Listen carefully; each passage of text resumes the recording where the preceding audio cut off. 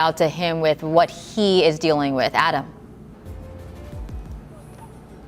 Hey, good morning, Jared and Mel. Right now, you can see the crews. They're just trying to knock it out right here on this hillside. And that's the toughest part right now that they're having to deal with, is just climbing up this hill. It's a really steep hill. And you can see the fire right here is starting to slowly come down. Some of the fire also jumping over this road here and burning closer to the freeway right now. And when we were driving up here, once we got over the hill, over Escondido, and we started getting into that hill range right there, that's when we started to actually see the fire. So you could see it from a pretty far ways. And right now, like I said, crews are just trying to clear this out, and this fire is running down this hill about a mile, and all of it, you can see the wind, it's pushing over to that west side, and that's the main worry right now. That's where we're seeing those evacuation and the mandatory evacuations and the evacuation warnings. It's all because all of this is pushing over to the west side of here. So we're going to continue to try to keep you guys updated with whatever we find out here at the fire right now. But as you can see, it's 30 acres, and crews, they're just working as hard as they can to try to put this out with the speed that it's going at right now. Mel, Jared.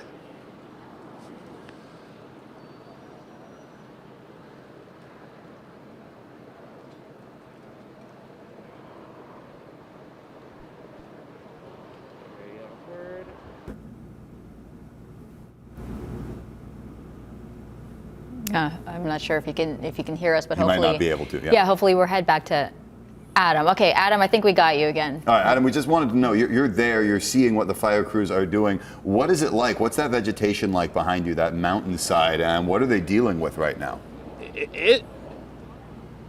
It's pretty dry. Like you said, it is all just dry brush right here. You have a lot of trees that are in this area, at least from what I could see right now. It's pretty dark right now, so in terms of actually seeing this area, it's pretty hard right now. But at least right here where there are all the lights, you can see just all the dry grass, some of the dry trees as well. And like I said, the biggest thing right now is how steep this hill is. If you just turn right over here to our right, this is the main pathway that the firefighters were trying to get up, and you can just see that is a very steep hill. So you're putting in that extra effort, not only just to knock out the fire, but it's also just trying to get up there to where the fire is at right now. So that seems like what's the toughest thing right now, is just trying to get to the spots of where the fires are at, and also being careful, making sure that you don't slip, don't fall. That's really what it seems like the toughest thing is right now, as they're trying to contain this fire. What does the wind feel like? We've been talking about some of the gusts and the red flag warning. How breezy is it for you?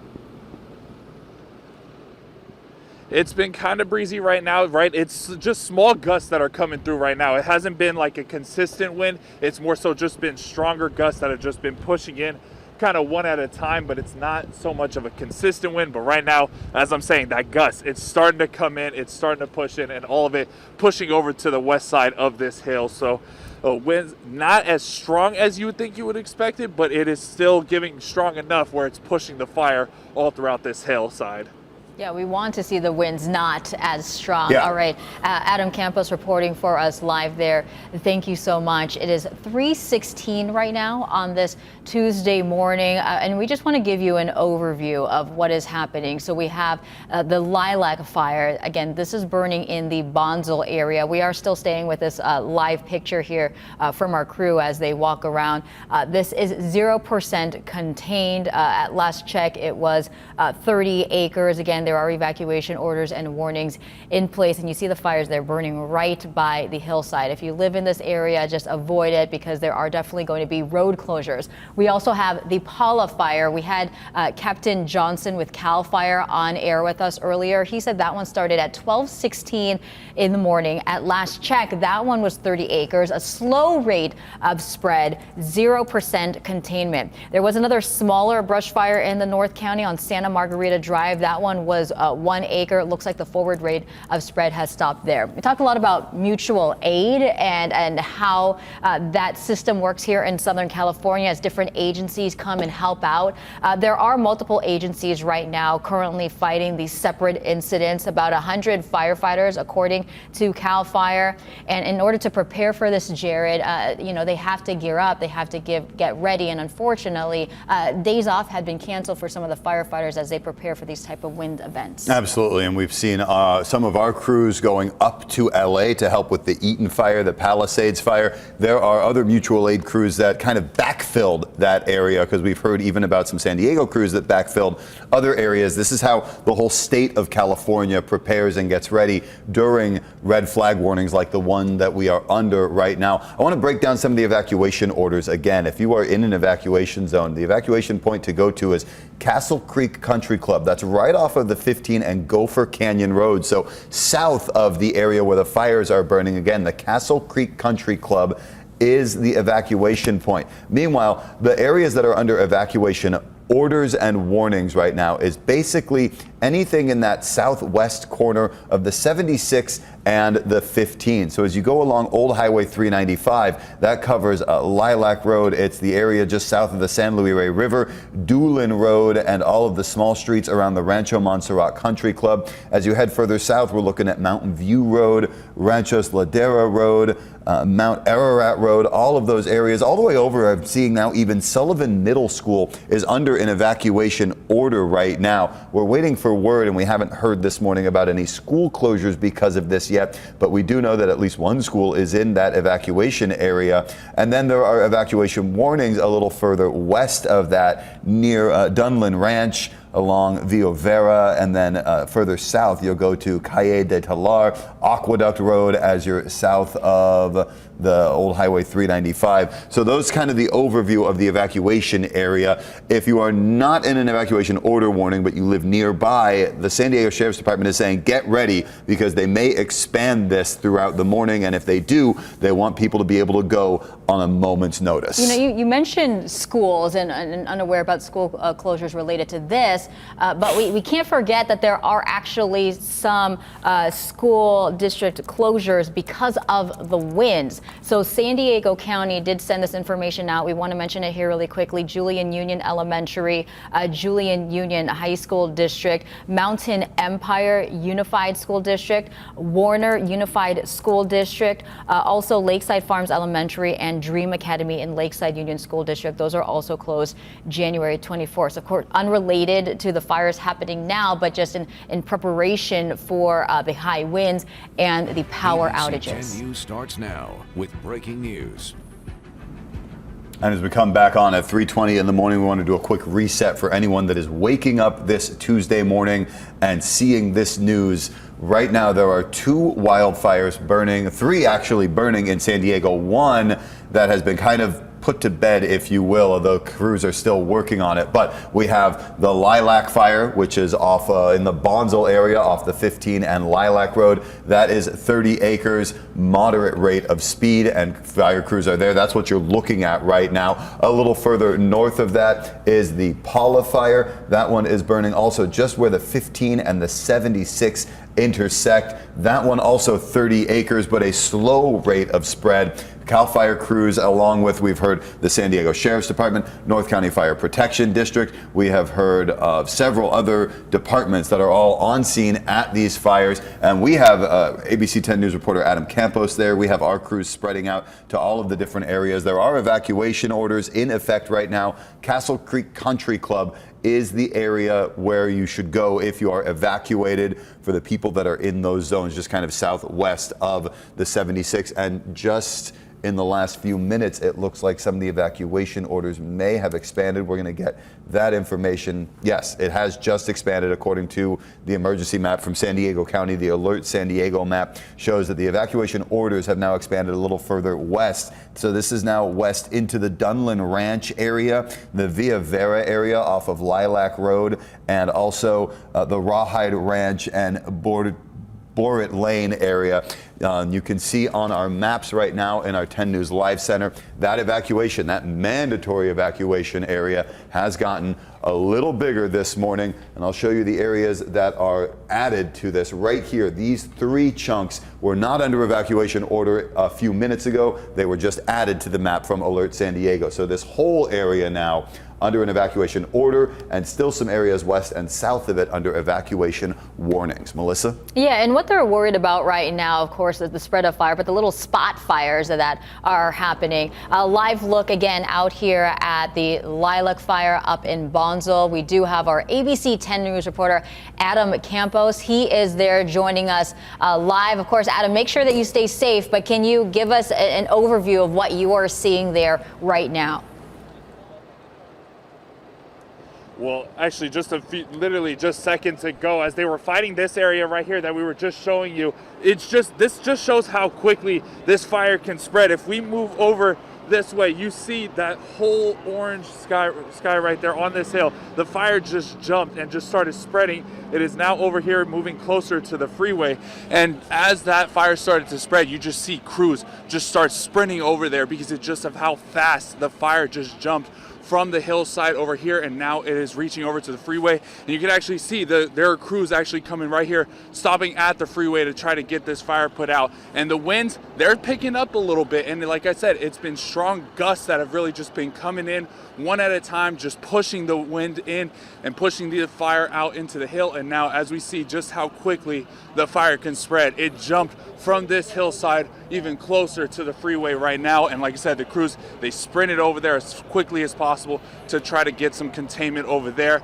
Again, just showing with the winds as fast as they are right now, even at not as high a speeds as what we saw in Los Angeles, but just how quickly we are seeing the fire spread as it has right now. So we're watching it. And like we mentioned earlier, the brush out here, when you're hearing the fire crack, heck, you could just hear how dry it is as well, because all of this, it's dry grass, it's dry trees, all of this, because we haven't had any rain. So you just hear it, and as you're walking around too, you can just see how dry it is. I could even feel it with my skin. It is very dry out here right now, and with this wind and the combination now with this fire spreading, like I said, just all this area that we were just walking to, the fire spread. It is now jumped over closer to the freeway, and you see the crews are continuing to go as they're trying to stop this. But that just shows how fast this fire can spread right now. You know, Adam, for our viewers who are just tuning in right now, can you give us your location, where you are exactly? We saw the freeway. Just give us a sense of where you are for people who are just joining us. We are on the west side of the 15 and just close by to the 76, but it's right here. It is all along in that corner of the 76 and the 15. That's where we're at right now. And you can see there are some cars that are even stopping to see what's going on. That's probably not the best idea right now, as you see personnel is trying to get through to the freeway. And we even saw some freeway closures down closer to San Marcos as well. So CHP officers, they're trying to close off the freeways as far as possible so that way they can allow personnel to try to get in as quickly as possible. You see again how fast that the trucks were moving over here to try to get over to this fire right now. So like I said, we are here west of the 15 and just south of the 76. Okay, and we're taking a live look here. We just got an update that the Lilac Fire is now 50 acres at this point. This burning currently in Bonzel. That fire started just after 1 a.m. and has in 2 hours essentially grown now to 50 acres. You saw from what Adam was telling all of us just a moment ago how quickly it can spread, how quickly it can jump right now. Again, the Lilac Fire started, at 12:45, so just before 1 a.m. And you see when those embers catch in the wind and they're carried to really any other spot on that mountainside or in the area, as soon as they land, something goes up, because that is how dry things are. We want to go to meteorologist Vanessa Paz right now with a look at those conditions. Vanessa? Hey, Jared and Mel. So let's take a quick look at what fire crews are dealing with in terms of conditions. As we take a look at your current wind gusts right now, we are seeing some of the strongest winds right now blanketing the North County and even along those passes canyons. You could see Sill Hill clocking in 40-mile-per-hour gusts, but in Fallbrook, right along the 15, we're aiming anywhere between 5-10 miles per hour in terms of sustained winds, isolated gusts about 20 miles per hour. So it looks like they're weakening a little bit, but again, we are ebbing and flowing in terms of these strong winds, and that's what we've seen since this fire erupted. Relative humidity levels, it is bone dry out there. They have plummeted down to the single digits. Over the weekend, just to give you a little perspective, we were in that 50 to 60% range. So you can just see how reduced. Those humidity percentages have gone down to 8%, right along where the fires are burning near the 15 freeway. As we take a look now, again, we've been reporting since we went on air, there are now 3 fires right near the Riverside, San Diego County borderlines, near Paula, Fallbrook. Remember the 15, a main artery where people are traveling to get to and from that county line, and it'll likely be busy due to the firefight that is just progressing throughout the morning. 52 degrees right now, humidity down to about 6%. In Fallbrook, sustained winds are still tracking out of the northeast of about 15 miles per hour, and isolated gusts in that pocket, specifically the reporting station that I'm pulling this information from, is clocking in gusts of about 30 miles per hour. Unfortunately, those winds aren't expected to weaken anytime soon. In fact, they will continue to intensify this morning. We get a little bit of a break later on this evening. That's when that high wind warning actually expires. But National Weather Service could very well extend it to 7 p.m. And it looks like that tonight around 2 a.m. or early tomorrow morning, so 24 hours from now, is when we really won't see a big break from those winds. That's when they'll drop down to about the single digits, not until 2 a.m. early Wednesday. And then notice how they pick back up again Wednesday night into Thursday. So this is looking at somewhat of a prolonged Santa Ana wind event. Now, because of these conditions, there are a slew of warnings, watches, and advisories here in San Diego County.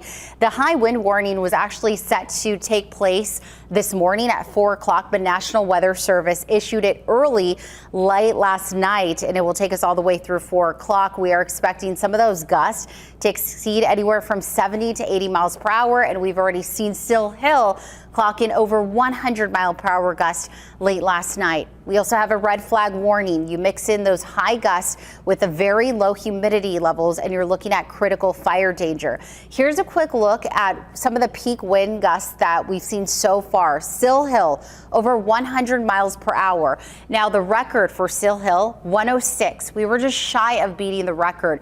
Palomar Mountain clocked an 80 mile per hour gust overnight. Pine Valley, 65. We take a look at other areas. Valley Center, 50 miles per hour. And San Miguel in the South Bay near Bonita, Chula Vista, clocked in 56 mile per hour gust. Now, the U.S. Forest Service issues this index. It's a Santa Ana Wildfire Threat Index, and it has most of Southern California, counties to our north, including here in San Diego County. We are under that high level, meaning that any new fires, as we have just seen with these fires in the North County, will grow very rapidly and burn intensely. Now, of course, we will continue to keep you updated with the firefight as well as conditions in this area throughout the morning. Back to you guys. All right, we want to go back now, excuse me, to a live look here at the Lilac Fire. This is burning in Bonsall.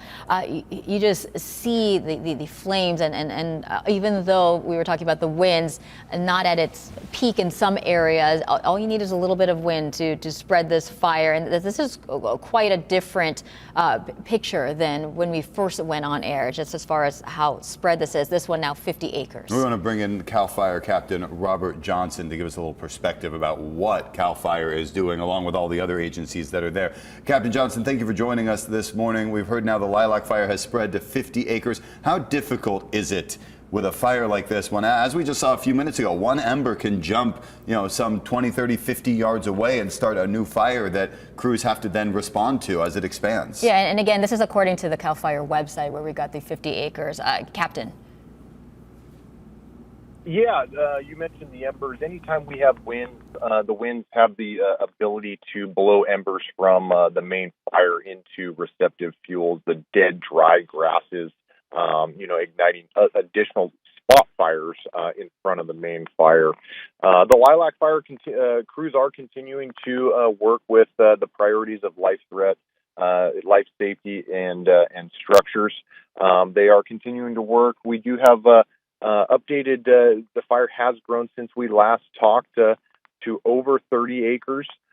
We do not have accurate GPS at this time because fire crews are focused on suppression currently and not necessarily GPSing. But there still are evacuation orders and warnings in place, and they're continuing to work on that incident. We do have an update also on the Polyfire. The Polyfire, the forward rate of spread, has been stopped on that fire. It's great to hear. So hopefully we could start to work on getting control of the Polyfire. Captain, I think a lot of people are wondering when can or will we be able to do an aerial attack on this fire? So that all depends on the aviation department. The night flying aircraft have been requested. There was a request put in for that, as well as when the sun comes up, additional aircraft will have the ability to lift and come to the fire.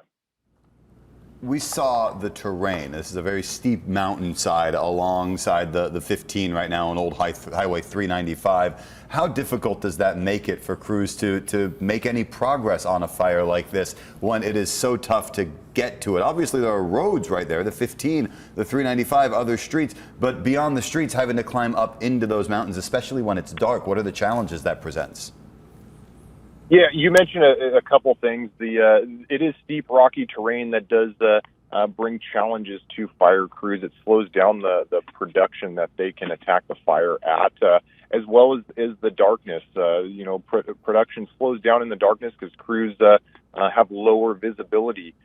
So the darkness, along with the rocky terrain, it does slow down the progress firefighters can make. But firefighters are continuing to make progress. We are continuing to attack this fire.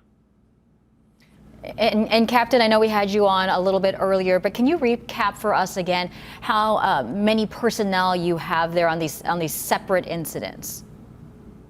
Yeah, there's a total of 3 incidents that we're currently working. We have over 100 personnel, and there still are resources en route. So that number is going to continue to grow throughout the early morning hours here. We talk about mutual aid. Can you, for people who are not familiar with that system, how does that work here in Southern California? Yeah, in Southern California, and specifically here in San Diego County, there's multiple fire agencies throughout the county. We all work together as cooperating partners in the event that there is an emergency.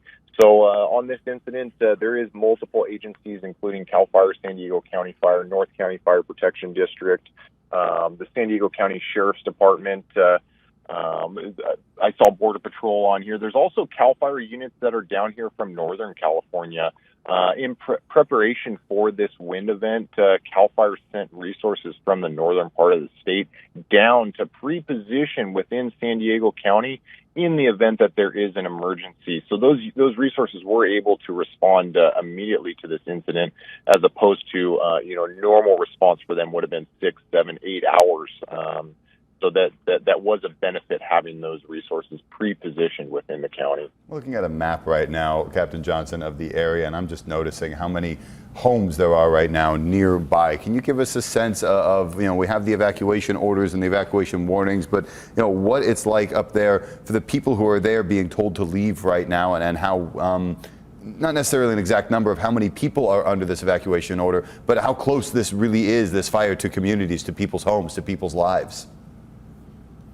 Yeah, the fire is in the communities. There are homes in and around the fire perimeter, and there are the evacuation orders and warnings in place, as you stated. We recommend that to residents that in the event they receive those warnings or orders, they don't wait. They evacuate immediately, especially in these current conditions with the dry fuels, the dry vegetation, as well as the wind. It's just a recipe for rapid fire spread. So it's not the time to start packing once you get the warning. We're just recommending, if those warnings and orders come through, that residents heed that warning and they get out immediately, just for their own personal safety. Aside from the alerts that get sent out, as obviously everybody kind of gets the alerts on their phones or sees them online, is there anything else going on? You mentioned there are some homes right up by the fire line. Are there crews, whether it's the Sheriff's Department or CAL FIRE crews, going door to door, making sure people are actually evacuating right now?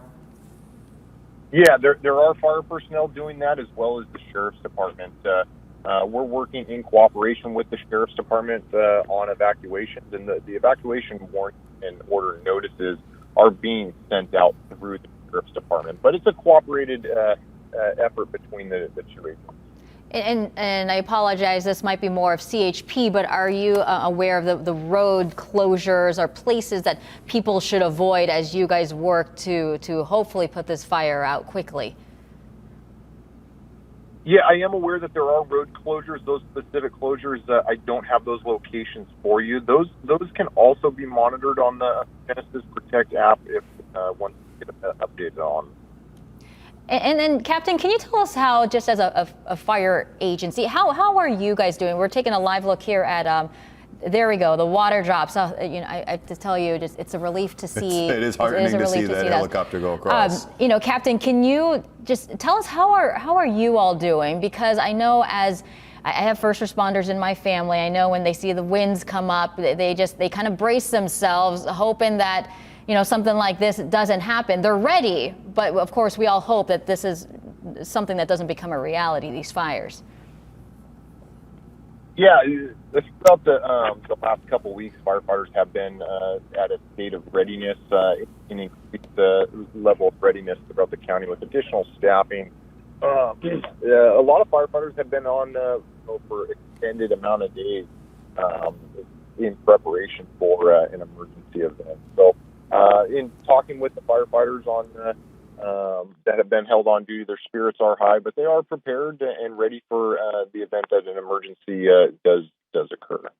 CAL FIRE Captain Robert Johnson, thank you so much for joining us this morning, sharing your expertise, and we hope you are staying safe out there also, and all the crews as well. And as we talk about these fires, the evacuation warnings, this is a way that you can help CAL FIRE. If you get a warning, if you get an order, just go.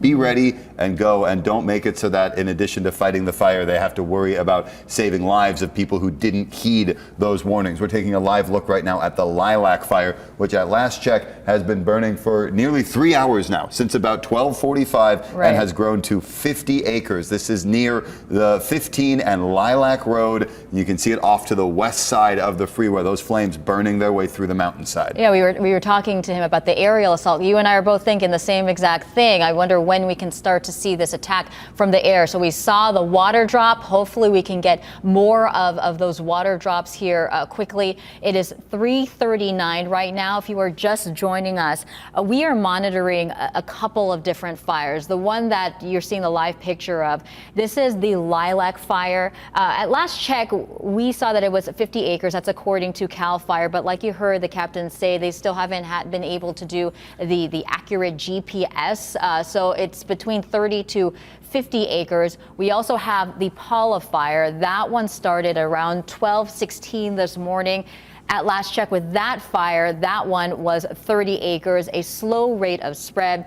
Unfortunately, though, 0% containment on both Lilac and Paula fires. And if I remember correctly, Captain Johnson just told us the Paula fire, they have made some progress with forward rate of spread being stopped. So not that that fire is over, but they at least have a better control or a better handle on the firefight for that one. That is up near where the 76 and the 15 intersect, so a little further north of the Lilac Fire, kind of almost in that Welk area. We have a crew heading up that area to see what it looks like right now, but the live picture you're looking at is the Lilac Fire. In addition to these fires, all of San Diego County is under a red flag warning right now, dealing with very heavy winds, and because of that, we're dealing with some power outages, some public safety power shutoffs that SDG&E has been rolling out over the last few days, and a lot of East County has been under these public safety power shutoffs for the better part of a month at this point. We have the map up right now, all those areas in red on our 10 News Live Center. Those are the areas where power has been shut off already this morning, and those, only a little bit of those areas extend into where this fire is. I want to expand this map for you a little bit, and you can see right here, this area along the 15 corridor just south of the 76, that's where this wildfire is burning. And that is still under just a public safety power shutoff warning. But there are areas from the Cleveland National Forest, Campo, Jacamba, all the way up through Palomar Mountain and into Temecula that SDG&E has had to shut the fire down. And there are another 70,000 customers, SDG&E customers in that warning area, 14,000 customers with their power shut off. And if we look at the outage map, you can get a little better look at where some of these outages are centered around. Valley Center right here, this one with about 300 customers out. That is in Paula, in that area. And again, the reason that SDG&E does this is to prevent wildfires. They don't want any of their lines being knocked over by these high winds and sparking a fire. That's why they have, especially in the areas where we've seen some of those really strong gusts, that Sill Hill area that had a gust more than 100 miles an hour this morning. That's where they shut the power down so that if their equipment is damaged, it doesn't turn into a fire. The last thing we need at this point is another fire to worry about in our area. So these are the public safety power shutoffs that we are keeping an eye on this morning. Another thing to focus on as we talk about this lilac fire that is now 50 acres burning right here near the 15 and the 76. Melissa? Yeah, and I think we want to show you a couple different views here of the fire. It is 3:42. We have the lilac fire. Again, at last check, what we saw from CAL FIRE, this was 50 acres. This is in the Bonsall area. If you're going to be driving up or down the 15, just keep in mind you're going to see this on the side of the road. I think we're going to try to pull up another vantage point of the fire. So we have a couple different views. This is the UCSD cameras, Alert California cameras, that really has a network of cameras so that we can monitor these fires. Even from far away, you see that orange glow. A couple different vantage points here. The lilac fire burning in the Bonsall area, now at 50 acres. We talked about those power safety, the shutoffs. There are some school districts. I know a lot of parents going to be waking up here. Well, some of you are already waking up, but the kids are going to be waking up in a couple hours. There are some school closures, not necessarily because of this particular fire, but in the East County, but because of the winds. We do want to give you just a list as you wake up with us. Julian Union Elementary, Julian Union High School District, Mountain Empire Unified School District, and Warner Unified School District. Those schools are closed today because of the high winds and the potential for power outages. At 3:43 right now, we do want to go back to Bonsall right now with our ABC 10 News reporter Adam Campos, who is live out there on scene to give us a sense of what he is seeing right now. Adam. Hey, good morning, Jared and Mel. Right now, like I said earlier, we didn't see this whole fire that started right here on this hillside, but the fire jumped. Oh, excuse me. The fire jumped over from the hill that they were fighting it on, and the crews had to just run over here. You see now all the personnel is back over here by the freeway, and it's just right now the winds are also starting to pick up. That's the biggest thing too. Ooh, apologies, I'm trying to catch my breath right now because you can see the smoke. It's starting to pile into this area. Before it was pretty clear, and now it is not because of the fire jumping over into the hillside. And right now, really, it's just the crews trying to stop this spread because of the fire jumping from one side over the road that we're currently on over here closer to I-15. So, and you can just feel how dry it is. And a lot of the times when you see the fire start to spark up, it's because it's hitting that dry brush, like some of the trees. It's hitting some of the brush as well, and that's the biggest thing right now, is just trying to contain it so that way it's not sparking up on a big tree and it's not sparking up on into any of the dry brush. But right now the biggest thing, they're just trying to contain it from spreading any more closer to the 15, because like I said, it was this hill right here. They were fighting it down a little bit lower. The fire's a little bit more contained over here, but all of a sudden the fire jumped from this hillside over to the 15, and now that's where their main focus is right now. Luckily, we did just see an aerial attack on the fire not too long ago, but the visibility is getting worse because of the winds picking up. You just see all of the smoke pushing through right now. And again, the one thing I want to emphasize is just how steep this hillside is, and that's really something that is going to be difficult to try to get up to try and fight where the fire is actually at when it comes to stopping it in any way, shape, or form right now. So that's going to be their biggest hurdle, is just trying to find the spots of where they could get to try to actually contain the fire. So we're going to continue to keep you updated right now. But like I said, just in the last 20 minutes, you saw a quick spread of the fire jumping the hillside over here closer to the 15. Thank you, Adam Campos reporting. Stay safe up there. Make sure you're taking care of prioritizing your safety. We don't want anybody caught in between fires as it jumps. If you are in the evacuation area, and the evacuation zone right now spreads from the 76 all the way down to south of Lilac Road, almost down to Mount Ararat Road, and from the 15 all the way west, almost to Bonsall in that area by Dunlin Ranch. If you're in that area and you are under a mandatory evacuation order, please evacuate. Heed that order and get out. The evacuation center right now is the Castle Creek Country Club. That's just off the 15 and Gopher Canyon Road. We saw from Adam's shot that the 15, at least as you're heading south, appears to be open for people to evacuate and get out of the area. So if you're in one of the evacuation order zones, heed that warning. If you are in a warning area, which is kind of south of where the evacuation orders are, get ready to go. Get your go bag ready, get your car ready, and make sure that if an order comes in, you are able to respond and to leave as quickly as possible. Yeah, we've been monitoring the winds here because we are dealing with some pretty gusty conditions in parts of our county. Let's check in now with Vanessa Paz with an update on what's going on. Hey, Jared and Mel. So just to give you an idea, again, if you're just tuning in, we are tracking 3 fires right now, blanketing the Fallbrook Bonsall area right along the 15 corridor. That is a main artery. Folks who have to travel either to or from the San Diego County, Riverside County areas. Right now, 49 degrees.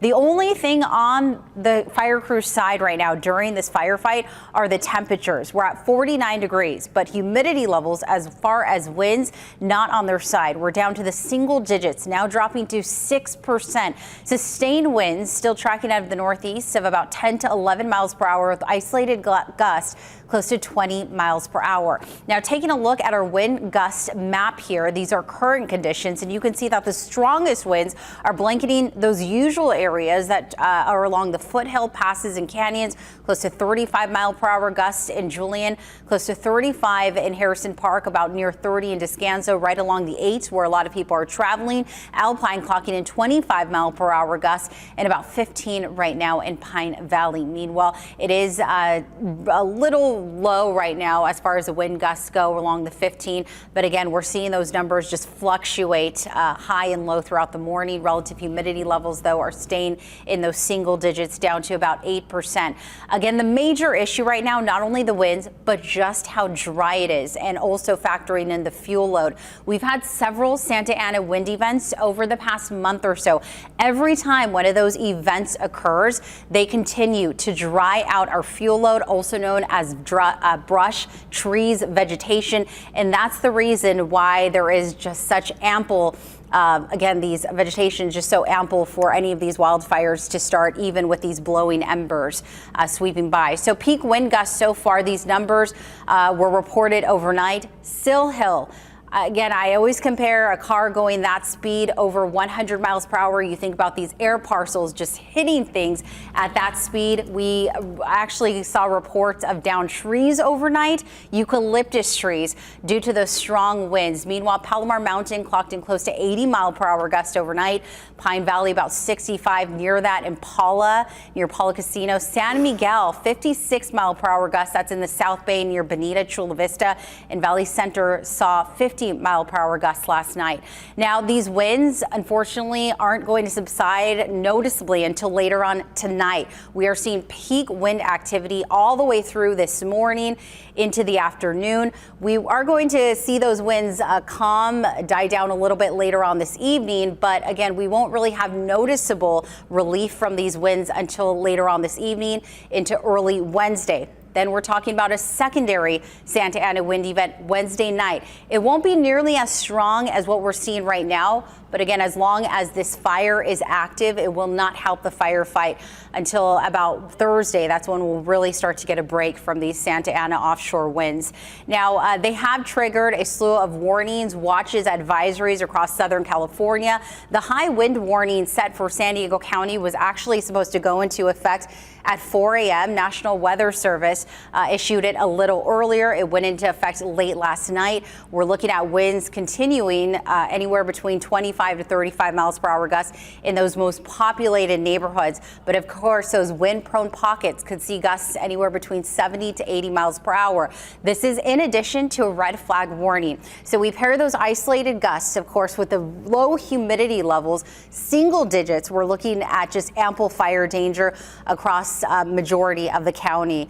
especially for the inland and mountain areas. The Santa Ana Wild Threat Index. This is issued by the U.S. Forest Service, not by the National Weather Service, but by the U.S. Forest Service.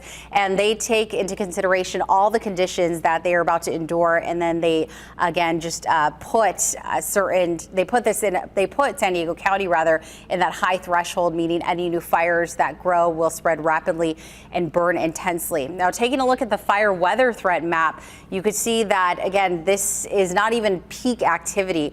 Around 10:30, and you could actually see the time code there on the top right of your screen. That's where we are expecting some of the highest levels of high fire danger impacting those areas highlighted in the red, orange, and even yellowish colors. So we are not in the clear yet. Why is this all happening? Well, we have those areas of low pressure that are just hanging offshore, and they're, again, amplifying those winds near the surface. We have high pressure at the surface, and it intensifies once it reaches downslope. We'll continue to keep you updated in terms of these weather conditions throughout the morning. I'm going to go ahead and toss it back over to Mel and Jared. Yeah, you know, we've been talking about the evacuations. People are being evacuated to Castle Creek Country Club. You see the address there on your screen. This is at 8797 Circle R Drive in Escondido. We're posting all of the information online as well on 10news.com. Again, this is the temporary evacuation point for families affected by this fire. The evacuation zone has expanded since it was first announced earlier this morning. So if you are in that area between the 76 and the 15, it's time to get out. Or if not, it's at least time to get ready to go if you are in one of the warning areas. We want to go now to ABC 10 News reporter Adam Campos. He is on Old Highway 395, just west of the 15 freeway where that fire is burning right now. Adam, bring us up to date. What are you seeing out there from the crews on the front lines of that fire? Jared Mill, I actually just got the chance to speak with one of the firefighters, and actually you can just see right here how fast this fire is starting to spark up again. And let me go back. I was talking to a firefighter right now, and they said it's really just the wind that is creating this trouble. At first, they were starting to get a handle on the fire on this hillside, but all of a sudden, because of the wind, they saw an ember and a few flames jump over the road, and that's what sparked the fire here. And now their biggest concern is just trying to contain the fire over here by the freeway. And you can see just this whole hillside. Before, when we were here earlier, about an hour ago, their main focus was down the road a little bit, as that's where a majority of the fire was. Obviously, this hillside was still burning, but all of a sudden, you see flames start to shoot up from farther down the road where we are at now, and that's because of the flames jumping over here closer to the I-15. And like I said, right now, that's their biggest concern, is with the wind starting to pick up even more and more as we're out here. Just in the last few minutes since we've been standing out here, our photographer Chris and I, we're starting to see the wind pick up, and you can see now the visibility with the smoke starting to push up. It's getting worse, so the conditions are starting to get a little more tough for these firefighters. And again, with this fire being on the hillside, it's just that extra energy of trying to pick up and get onto the hill, and then making sure that they're able to stop the fire ahead of time before it's able to spread. And so right now they're just trying to contain, as I said, I talked to a firefighter, and he said they're just trying to contain it from moving anywhere closer to I-15 and moving down the freeway right now. And that's good, what they're going to continue to do. But again, the biggest thing right now is that the winds are just creating these conditions that's making it even tougher for them to fight the fire, especially with the smoke starting to push in. As I'm standing here right now, I have goggles on, but the smoke is starting to come into the air very strong right here in this area.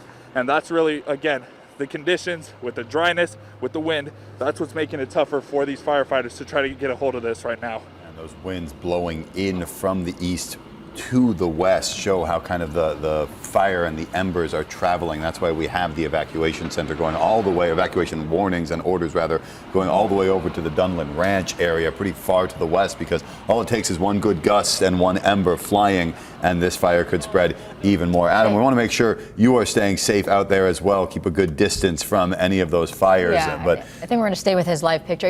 I just want to really quick give a quick update from CAL FIRE. They mentioned the Paula fire. They did get a more accurate acreage provided by some sensor aircraft. That one is 16.84 acres, so very accurate, almost 17 acres. And again, the forward rate of progress has been stopped. You are taking a live look here at the the Lilac Fire. And Jared, we've been talking about the evacuation areas that you have been monitoring this morning. Yeah, you can see on your screen there, the map on the left shows the evacuation orders. That's what is shaded in a darker red, and then the evacuation warnings. Just to give you a better example or a better explanation of what you are looking at on that map, all of it is in red because of the red flag warning that is covering all of San Diego County. That's the high winds, the heat, the humidity, the low levels of humidity, the dry brush. That has all of San Diego County in a red flag warning. But those areas specifically, that is where we're seeing the evacuation orders and the evacuation warning. So for the orders, if you are in those areas, that's south of the 76, west of the 15, and some of the major arteries in that area, we're looking at the San Luis Rey River, we're looking at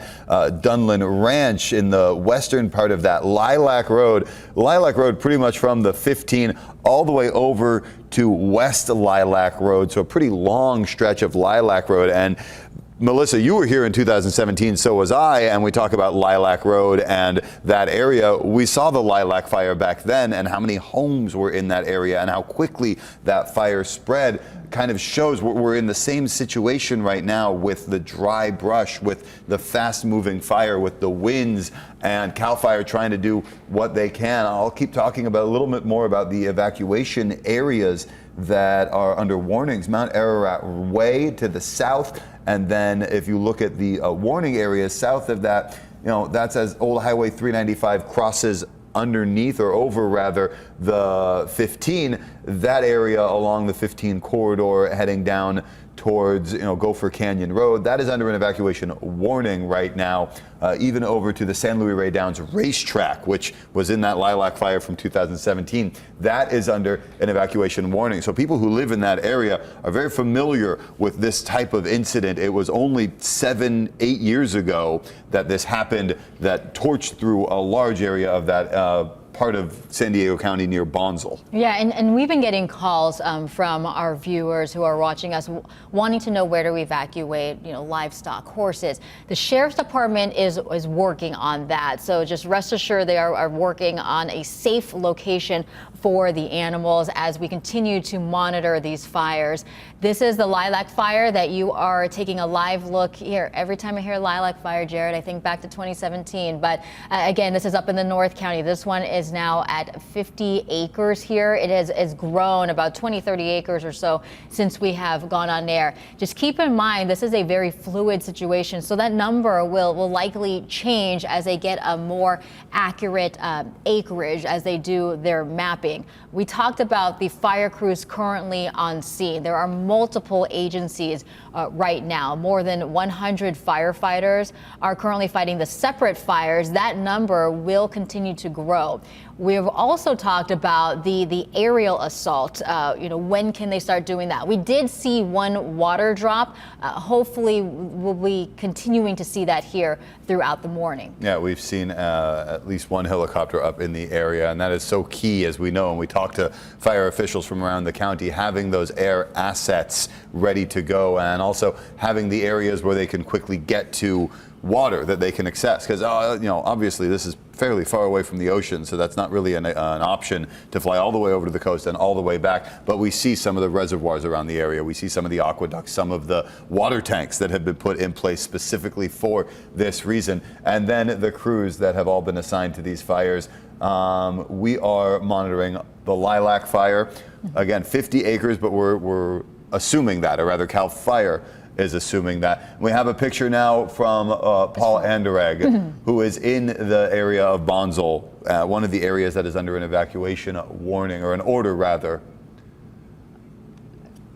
Got it. Okay, Old Highway 395 and Lilac. This is looking north. You see the glow in the background, and you see all the fire crews. Again, the fire agencies throughout Southern California, they have been preparing for wind events like this. So they have been working on upstaffing. They often do what is called an in-county strike team. So oftentimes in situations where other areas need help, obviously areas like LA with the multiple fires that they were dealing there.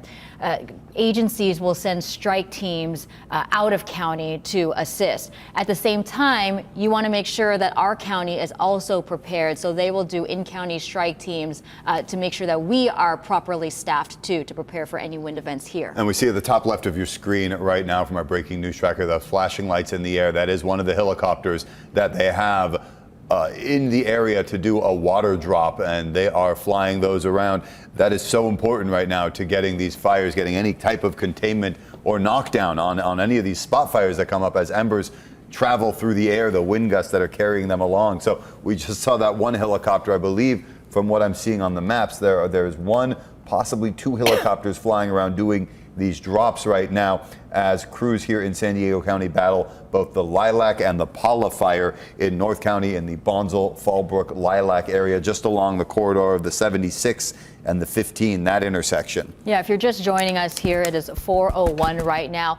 You're taking a live look at the Lilac fire, which is now about 50 acres. Keep in mind that number is going to ebb and flow as they work to get a more accurate figure here. But there are a few fires actually burning right now. There was the Paula fire, that one about 17 acres. And then we had a much smaller fire. Thank goodness this one only stayed at about 1 acre. That one was at Santa Margarita Drive. Multiple agencies currently fighting these multiple incidents. We have been getting calls about where people should bring their livestock. The San Diego Sheriff's Office is aware of that request right now. They are still working on an exact location to make sure that your animals are brought to someplace safe. Yeah, so many horses, so much livestock in that area as people have some ranches and some other large animal enclosures in that area. So as soon as we get that information, we will pass that along to you. Again, you can see just off there in the left of your screen the flames that are burning, the glow, the orange glow, and even off in the distance, the emergency lights. It kind of illustrates the scope of what we're dealing with right now. CAL FIRE says they are focused more on containment than on assessment. So that 50-acre number, that's just the estimate that they have given us this morning. But this is covering a large area of the Lilac Bonsall area. And the evacuation orders are equally large. We're seeing a huge swath of the quadrant, if you will, that is just south of the 76 and west of the 15 under mandatory evacuation orders. Castle Creek Country Club is the evacuation point right now for people. Again, we're still working to find out where livestock should go, and a lot of people don't want to evacuate until they're able to get their animals out as well. If you are in one of those evacuation warning areas, it's time to get everything ready, every animal, all of your own personal stuff, all the people in your household ready to go, because if this expands, you'll need to go at a moment's notice. And here, the information on your screen right now is the evacuation point. This is where to go to. 8797 Circle R Drive, that's in Escondido. It's just east of the 15 off of Gopher Canyon Road. So as you're heading south, Gopher Canyon, that's what you want, and that'll take you over to where you need to go. Again, 8797 Circle R Drive, that is the Castle Creek Country Club. The Lilac fire right now, 50 acres, a moderate rate of spread. That Paula fire a little further north, just under 17 acres, but it seems like they have got forward progress stopped on that fire. Still something they have a lot of crews up in that area, making sure that it doesn't either reignite or spread, and ember doesn't fly from that fire to another area and bring this all back into the forefront again. Yeah, we just want to make sure that you are aware of the exact locations where these fires are burning. This is the one the bigger one that we've been keeping a close eye on. Lilac Fire, the 15 just north of West Lilac Road. As far as the Paula Fire, that one is by the I-15 southbound and Stewart Canyon Road. We have seen at least one water drop, hopefully more in the last 30 minutes. Our cameras did capture one water drop though, but that's going to be key when it comes to trying to fight this fire. We've been keeping a close eye on the winds as well. I think Vanessa is ready, because I know she's been very busy updating her graphics with what's going on in the North County. Vanessa? Right, so we have all the ingredients that are just the perfect recipe for fire danger, and we've been seeing them since late last night. Now, we are entering peak wind activity. Those winds will only continue to intensify throughout the morning. As we take a look at the Lilac and Paula fire conditions, again, these are pretty much in the same area, those neighborhoods that hug the 15 all the way towards the 76, Paula, Bonsall, right near Rainbow. It's a main artery of where folks are traveling to get to and from the Riverside, San Diego County areas. 49 degrees. The only thing that is on their side in terms of conditions are the temperatures. We're at 49 degrees in that area. This is one of the reporting stations in Fallbrook. Humidity levels are extremely low, to say the least. It is bone dry out there. We are down to 6%. Sustained winds are tracking out of the northeast, and east. And again, these are offshore winds at about 11 miles per hour, with isolated gusts currently tracking at about 20. These numbers are just fluctuating throughout the morning. We've seen them near 30, 35 miles per hour. And as Adam reported earlier, he's seeing a push of winds, stronger winds, as the morning is progressing. The strongest winds are hugging those areas that hug the foothill and mountain communities. We're seeing close to 50 mile per hour gusts currently in Sill Hill, near about 30 in Descanso, right in Alpine along the 8 freeway, tracking about 25 mile per hour gusts, 35 right now in Julian, and close to 40 mile per hour gusts currently in Harrison Park. As we take a look at those humidity levels, again, they are extremely reduced, down to the single digits. At times, I've seen them down to about 5%. That's the lowest numbers that we've seen so far earlier since we've been on air early this morning. Right now, Escondido down to about 8%. That is extremely dry. When we had that push of onshore flow, for example, a few days ago, we were seeing these numbers in that 80, 90% range. So this is why it's such an extreme concern. Not only is it very windy, but it is so dry. There's no water vapor. There's no precipitable water in the atmosphere right now, especially for those areas that are seeing the strongest winds. Right now, we are going to see those winds intensify all the way through this morning. Some of the strongest winds haven't even started yet. Around 9:30, notice these areas highlighted in the purple reddish colors. That's where we could have those gusts exceed close to 70 miles per hour at times. That goes for Palomar Mountain, maybe pushing close to the Ramona Airport, where we are already tracking anywhere from 60 to 70 mile per hour gusts. Sill Hill clocked in the strongest winds overnight, over 100 miles per hour, and we'll actually show you that report in just a moment. We'll have those winds subside, but not until later on this evening, and we won't have noticeable break in those wind gusts until early tomorrow morning. So about 24 hours from now is when crews will finally get a break from those strong winds. But then they pick back up again Wednesday night into Thursday morning. We have a secondary Santa Ana wind event. Now, taking a look at some of the watches and warnings, the high wind warning was set to take place at 4 o'clock. But actually, National Weather Service issued it a little earlier. It went into effect late last night. We are expecting, again, these winds, especially where most of us live, anywhere between 30 to 40 miles per hour. But those areas that have the strongest winds, those wind-prone pockets, are going to continue to see those isolated gusts exceeding close to 70 and 80 miles per hour. This is paired with a red flag warning. So you mix in those really high winds along with those low humidity levels, and you are just looking at critical fire danger over the next couple of days. The Santa Ana Wildfire Threat Index, which is issued by the U.S. Forest Service, has much of Southern California under that red color, also known as that high warning. Any new fires, as we just saw, will grow rapidly and intensely, and you could just see how widespread the fire weather threat is going to be across the region over the next several hours, spanning not only for the inland and mountain areas, but even towards the 5, in between the 5 and 15 corridor. All right, taking a look at some of those peak wind gusts so far. Sill Hill clocked in over 102 mile per hour winds, and the record is actually 106. That was set back in 2020, so we're just shy of inching near or beating that record. Palomar Mountain clocked in close to 80 mile per hour gusts overnight. We were in the 60s in Pine Valley and Paula, San Miguel in the 50s, in Poway 53. Why is this all happening? Well, this is, again, the upper level pattern. It's kind of a rinse and repeat of what we've been seeing with these past Santa Ana wind events. We have this area of low pressure. Remember, the tighter those lines are, the tighter the pressure gradient and the stronger those winds near the surface. Near the surface, we have high pressure. High pressure always wants to blow towards low pressure, and that's why we have those really strong offshore winds.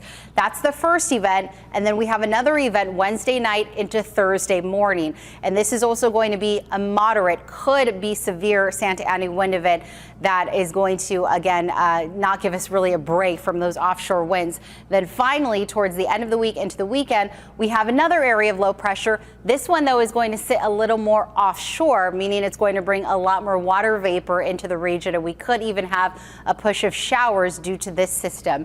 Again, we will continue to keep you updated on the winds and what we're tracking in those areas where those fires are burning. Back to you guys. Vanessa, thank you so much. Again, we've been on the phone with multiple fire agencies this morning as multiple crews are working these fires. We do have PIO John Choi with the North County Fire Protection District. John, thank you so much for joining us this morning. Can you give us an update on where we stand right now?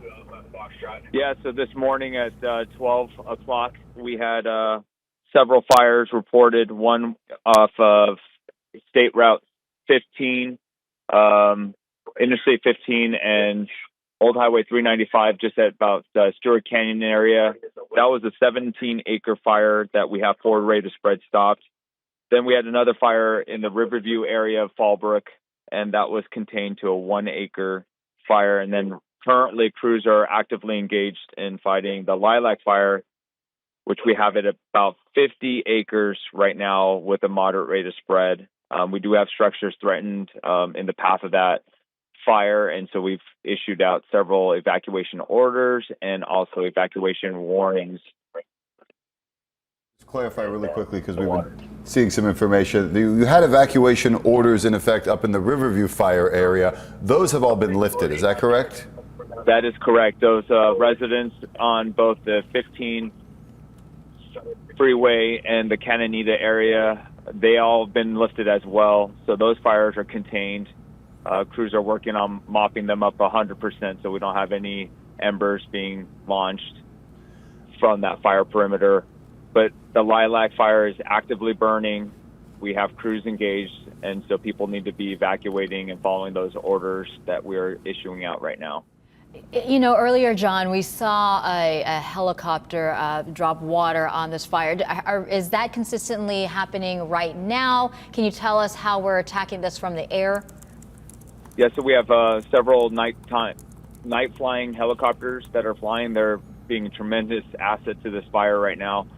And we have crews actively engaged in structure defense and perimeter control from Old Highway 395 all the way up. We have steep terrain, hard accessible areas, but we have crews well positioned all throughout the neighborhoods, protecting the homes and life.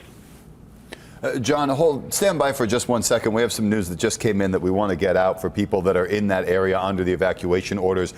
Animals, we've been asking the Sheriff's Department about where people can take their animals for evacuations, and we just heard that if you have large animals, the evac site for that right now is the Del Mar Show Park. That is across from the Del Mar Fairground. So if you have large animals and you were maybe waiting to evacuate until you knew where you could take your horses or your livestock, that is where to go. The Del Mar Show Park across from the Del Mar Fairgrounds. That, again, that's on El Camino Real in Del Mar. So that's the evacuation point for large animals. The evacuation point for people is the Castle Creek Country Club. We've been telling you that all morning. Yeah, we just saw another water drop, and I will tell you that it's so relieving to see these drops of water as we continue to work on this fire. John, can you tell us the amount of personnel that you currently have there on scene? Yeah, we have over 100 personnel. Can you give me 1 second? Sure. Yeah, while John gets situated with what he is doing, another evacuation site for animals that we have seen on the Highway Patrol reports coming out is in Temecula. So if you're going north and evacuating, that is the California Ranch Corps. That's on Anza Road in Temecula. Again, we want to make sure everybody knows where to go to facilitate them leaving even quicker, because if you are in one of those mandatory evacuation zones, do do not wait any longer. We've given all the information that we can right now about where you should go, where you should take your animals, and this fire has now been burning for nearly 4 hours since the first fire broke out this morning.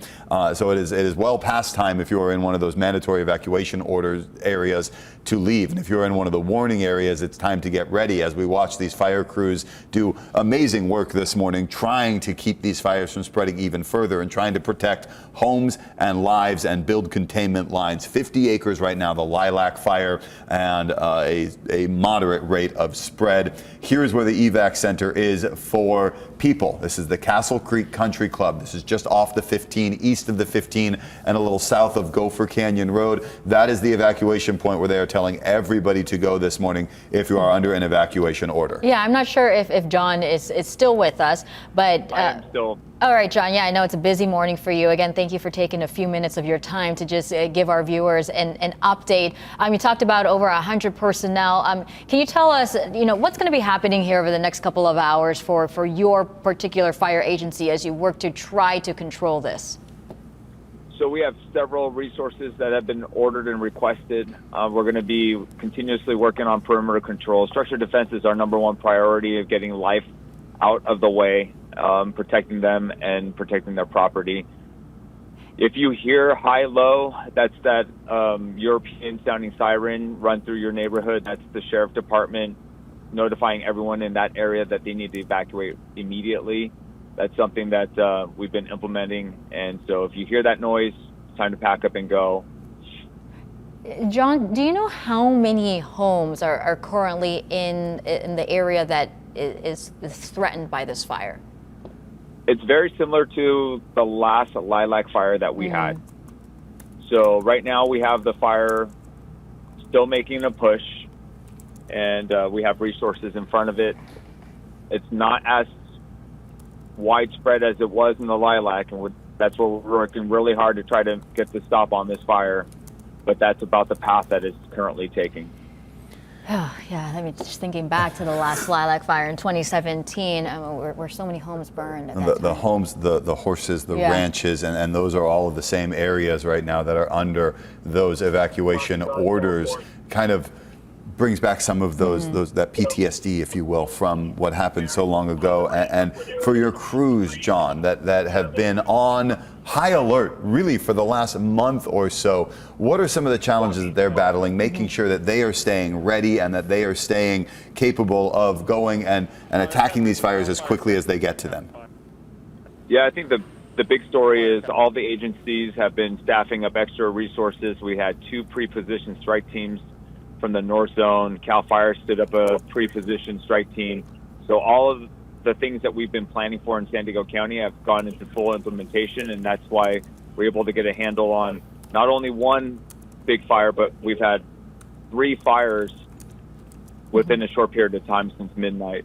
Yeah, and as they work to control this fire, of course, it'll be turning to what actually started these fires. John Choi reporting for us here with the North County Fire Protection District, the Public Information Officer.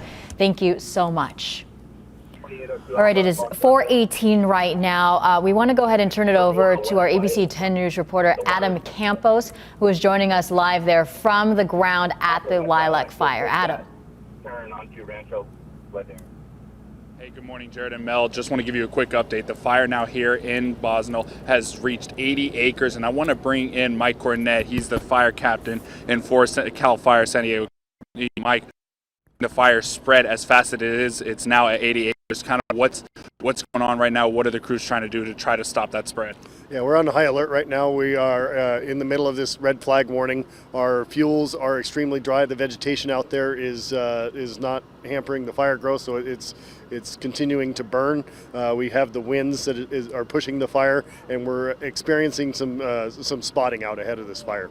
And we see the conditions with the hills, like in terms of the terrain, you're seeing it's a downhill slope, uphill slope. How difficult is that making with this fire sitting on this hill right now? Yeah, we have our hand crews engaged, our engine crews engaged. They're working with chainsaws and tools and hoses to try to contain this fire in extremely steep terrain, in land they probably haven't seen in the daytime, so it's kind of unfamiliar terrain maybe for them, and they're trying to contain this fire. And about how many crews do you have here right now, at least in this area that you? Probably over 150 firefighters on scene right now from all over the state. I've seen engines from Tuolumne County, Amador County, so we've got a lot of resources from out of the area supporting us tonight.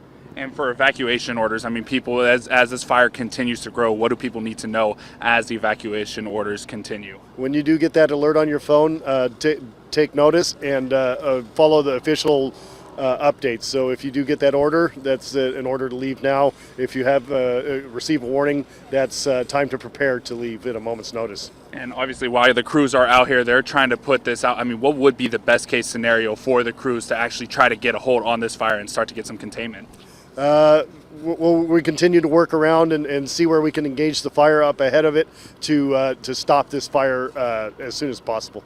Well, Mike, we appreciate you for joining us. Thank you so much. So as you heard right now, that's really what it is all about. It's about just trying to find the areas that they can get into containment. And as you heard, the terrain, as you see earlier, how steep the hill was, and now the hill going downhill as well, moving up. It's just going to be about trying to find those spots that they need to be where they can stop the fire from moving forward. But again, with the winds, with the dry terrain, it's making it very difficult for right now for the fire crews to actually get a hold on this. But as he said, over 155 firefighters out here right now battling this, and hopefully right now, as we're seeing it, this hillside is starting to darken, but the wind, as it starts to push it up more into the west, you can see the fire spreading north. Obviously we can't see it because it's blocked off by some of the trees right now. You can just kind of see it in the background, but you can just see how the fire is starting to move even more south and more to the west. Adam, we lost your shot just for a second when you were talking about the number of personnel there on scene. Can you recap again how many firefighters are currently there fighting this?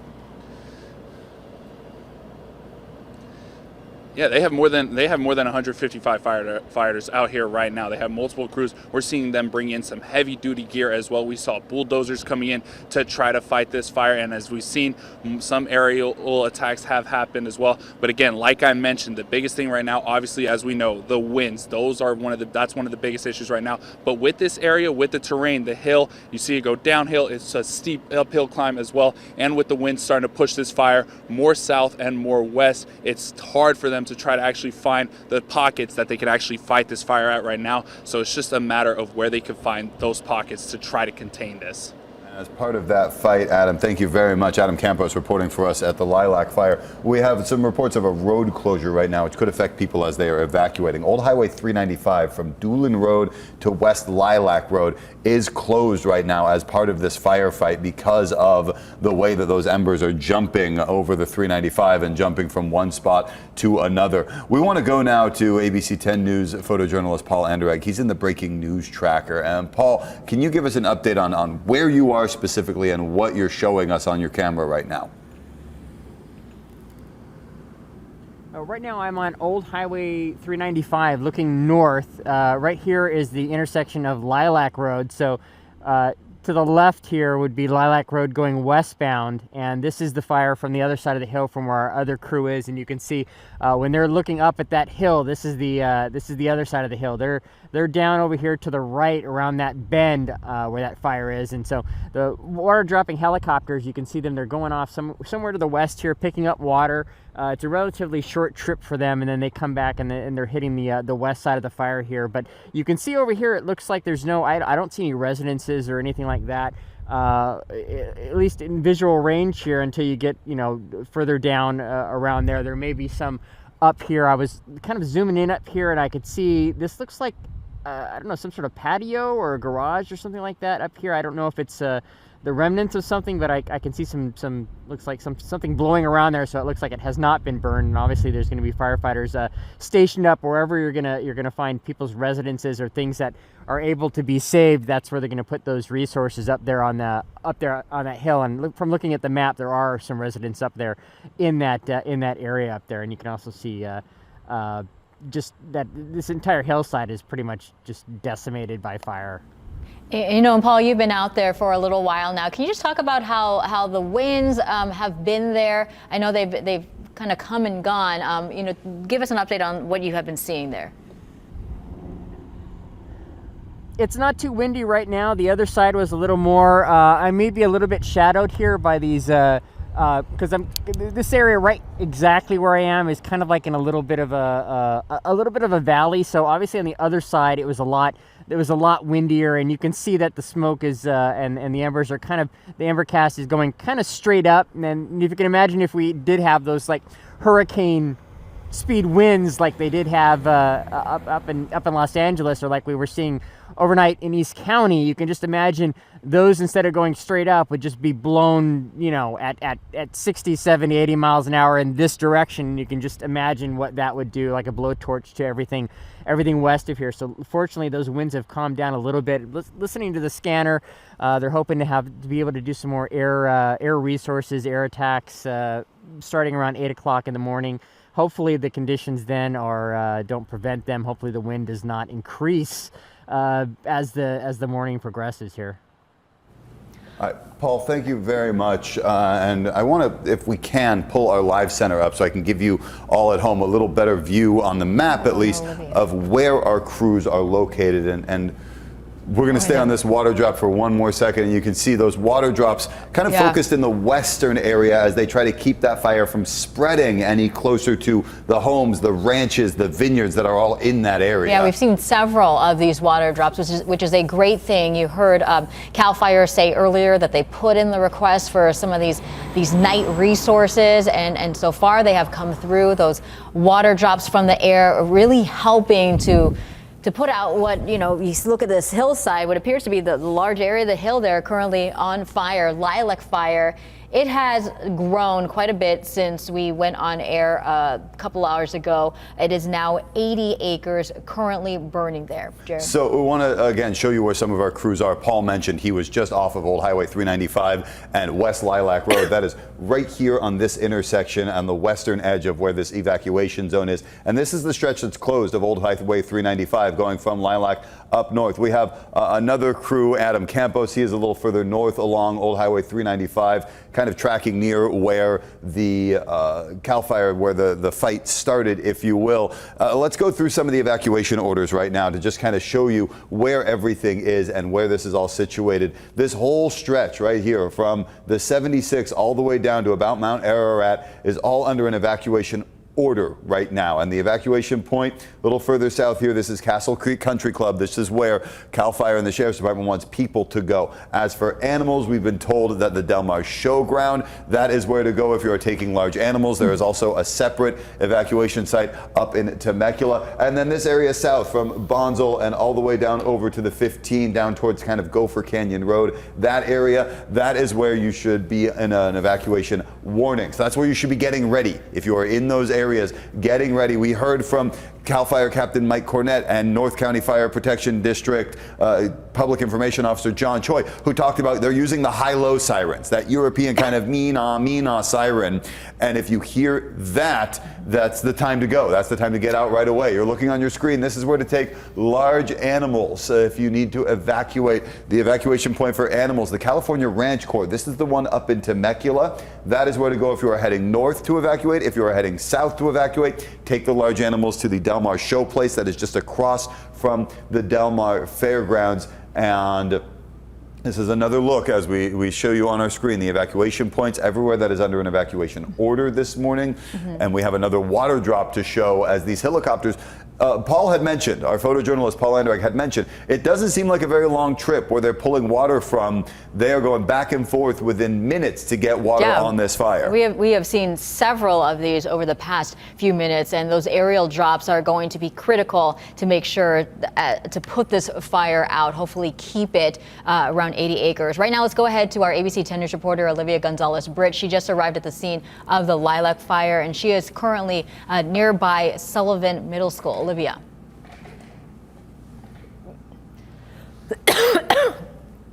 In middle school, where sheriff's office has told me that a hotspot recently started. They have plenty of crews out here. We can see behind me the bulldozer that is supposed to help with containing that fire. We've seen plenty of people leaving West Lilac Street. That is one of those streets and areas that is going to has to be evacuated right now. They've been seeing residents with their cars filled with their belongings.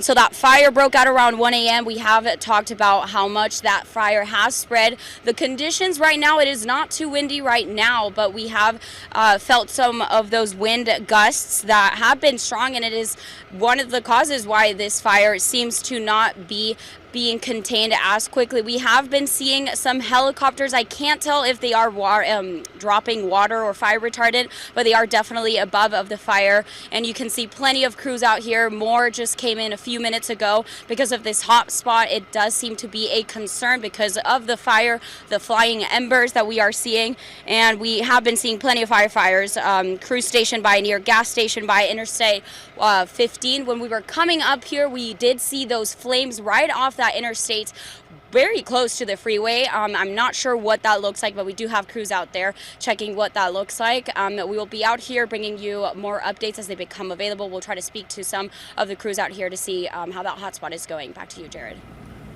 All right, and speaking of that, Olivia is near Sullivan Middle School. That's in the Bonsall Union School District. Right. We're still waiting for word from the school district about their plans for the day. A lot of schools in that area, Bonsall High School, Sullivan Middle School, several elementary schools are in the mandatory evacuation orders.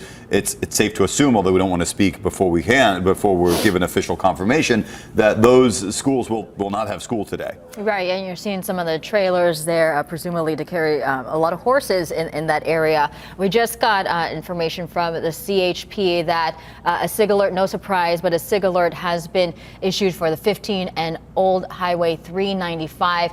If you are just waking up with us right now, 431 up in the North County, it's going to be very heavy traffic here over the next several hours as they work to try to put this fire out both from the ground and the air. The water drops, we have seen multiple water drops, and every time I see one, Jared, I do breathe a little tiny sigh of relief because they need those water drops. And we only have to think back to the Palisades fire and the Eaton fire just a few weeks ago, where we saw how quickly things can get out of control without those water drops. The winds in those fires were too gusty, too dangerous for them to get very much air support in those areas. And that was one of the officials have said one of the reasons why they weren't able to get a handle on it any quicker than they did. Fortunately, we are seeing those helicopters right now pulling water, making runs within minutes. We're seeing a helicopter drop about 1 per minute as they try to stay ahead of this fire and keep it from growing. Yeah, we just got an update here on the Paula fire. The evacuation order, according to North County Fire, that has been lifted. So the Paula fire, which at last check was a little less than 17 acres, it looks like they were making really good progress on that one. The evacuation order, this is for the Paula fire, that one has been lifted. According to North County Fire, it is now safe to go back home if you did have to leave. So the main one at this point is the Lilac fire. This is the one that we have been showing you live pictures of throughout the morning. Currently at 80 acres, more than 150 firefighters currently battling this fire. We have Paul Anderegg in our 10 News breaking news tracker. He's the one that's been bringing us these images of these helicopter drops. Paul, if you can hear me, can you give us a sense of what you're seeing right now? How quickly are these helicopters going back and forth with these water drops, and does it seem like they're helping? I think there's 2 of them, and you can see right there, that one just did a drop, and there was a glow. Everything behind this little hillside here was a glow. I can't see the flames, but I can see the glow, and those have been, that glow is pretty much gone now after a few of those drops. So there's, right now I'm seeing 2 helicopters, CAL FIRE Firehawks, and they're going off over here and filling up and just taking turns coming back over different parts of the fire. They were hitting the west side of the fire previously, but now they're hitting over on the east side that's closer to the 15. They've been doing all the drops right over there where you see, looks like along Highway 395, maybe just to the south of where our other live crew is. Seems to be where they're trying to get most of their drops right now. As I was saying before, it looks like the wind is kind of died down, so it's not really blowing too hard to the west. It looks like I haven't seen anything continuing to the west of this dark area where you see those fire trucks there. No, I haven't seen any glows, any embers, anything happening over there for a while. They did a couple of water drops, and now, like I said, they're concentrating on where you can kind of see that glow behind the hillside there. So that's where they've been concentrating most of their airdropping effort. We did see a horse, someone with a horse trailer just drive westbound on Lilac a little while ago. Fortunately, those areas and these areas just to the west of here and south of Lilac and west of Old Highway 395, I walked over to that guardrail a few minutes ago, and the neighborhood looks pretty much blacked out, but there are fire engines, 2 or 3 fire engines that I could see just kind of staged down in that area. They're not really fighting any fires. They're just kind of been placed there in case anything does happen. So that's good to know that those people have someone looking out for them right there in their neighborhood. So, but it doesn't look like it's, at this point so far, it doesn't look like it's going to be a worry for them if things continue to go in the way that it's going for firefighters here, where they're seem to be getting a pretty decent handle on, and at least controlling the area where it's spreading to at this point. Yeah, that's Rancho Ladera Road just off to your west there. Paul looking north right now on Lilac Road at Old Highway 385. The San Diego County Water Authority aqueduct is in that area also. Yeah, and we just got word here that Bonsall Unified no school today. So that information just came in. We were wondering what they were going to do about the schools. Paul, you're our eyes on the ground there. Can you talk about some of the various fire agencies that you have seen over the last couple of hours? I have been paying attention to the markings on a lot of the fire engines that I've seen going by. I know that I was here pretty early on in the midst of the fire, and everything I saw was the CAL FIRE units from directly in the area. But there are going to be various different agencies that are going to be up here in the neighborhoods, and just pretty much every agency in the county will on something of this magnitude will send at least an engine or two will be assigned and form up and head up to these areas. Like I said, even if not directly to fight the fire, but to stage in the area, to stage in the command post, which is located at the 76 and the 15 at the park and ride there. There's probably, when I passed by an hour ago, there was several dozen engines that were just stacking up in that parking lot, and just to prepare, just to be ready for any eventuality. They want to make sure that they don't have people that are having to drive 45, 50 minutes if this thing starts to take off and starts, taking over another hillside or another neighborhood, that they have resources that are there ready to go. All right, Paul Anderegg in our 10 News breaking news tracker up off of West Lilac Road and Old Highway 395. That, by the way, is the area where CAL FIRE has issued, or the CHP has issued a SIG alert. So traffic from there heading north up to Doolin Road is blocked, and you can see why. All of the fire emergency crews that need that road to go back and forth quickly on. They don't need other cars in the area. Let's toss it over to meteorologist Vanessa Paz, who's keeping an eye on the conditions right now that we're seeing up near that Lilac fire. Vanessa? Hey, Jared and Mel. And in the next hour or so, we'll give you actually updates on the traffic through that area and talk more about the closures. But for now, just to piggyback off of what Paul Anderegg in our 10 News breaking news tracker was mentioning, he says that the winds are starting to die down a little bit. The strongest winds that we've seen overnight haven't even been in this area. So that's just, again, that just gives you an idea as to which areas, mainly all of them inland, are prone to this wildfire danger. It doesn't even have to be where the strongest winds have been recorded. Now, as we take a look at the Lilac and Paula fire conditions and what crews are currently dealing with in terms of conditions, what's on their side, the only thing really are the temperatures. We're at 49 degrees, but you have to also keep in mind, as the reporters have been mentioning, they're dealing with the terrain, the rugged terrain, the steep hills, the fact that it's still really dark. In fact, the sun won't rise for about another 2 hours or so. So it's also really dark out there. Humidity levels have plummeted down to the single digits. It is bone dry. We're tracking those winds offshore of about 10 to 12 miles per hour, an isolated gust in that pocket. For now, little weakened down to about 20 miles per hour. So far, some of the strongest winds have been in those pockets where we normally see those intense winds, over 100 miles per hour in Sill Hill, Palomar Mountain. That's not too far from the Paula Bonsall area. Saw winds overnight at speeds of close to 80 miles per hour, close to 70 in Pine Valley.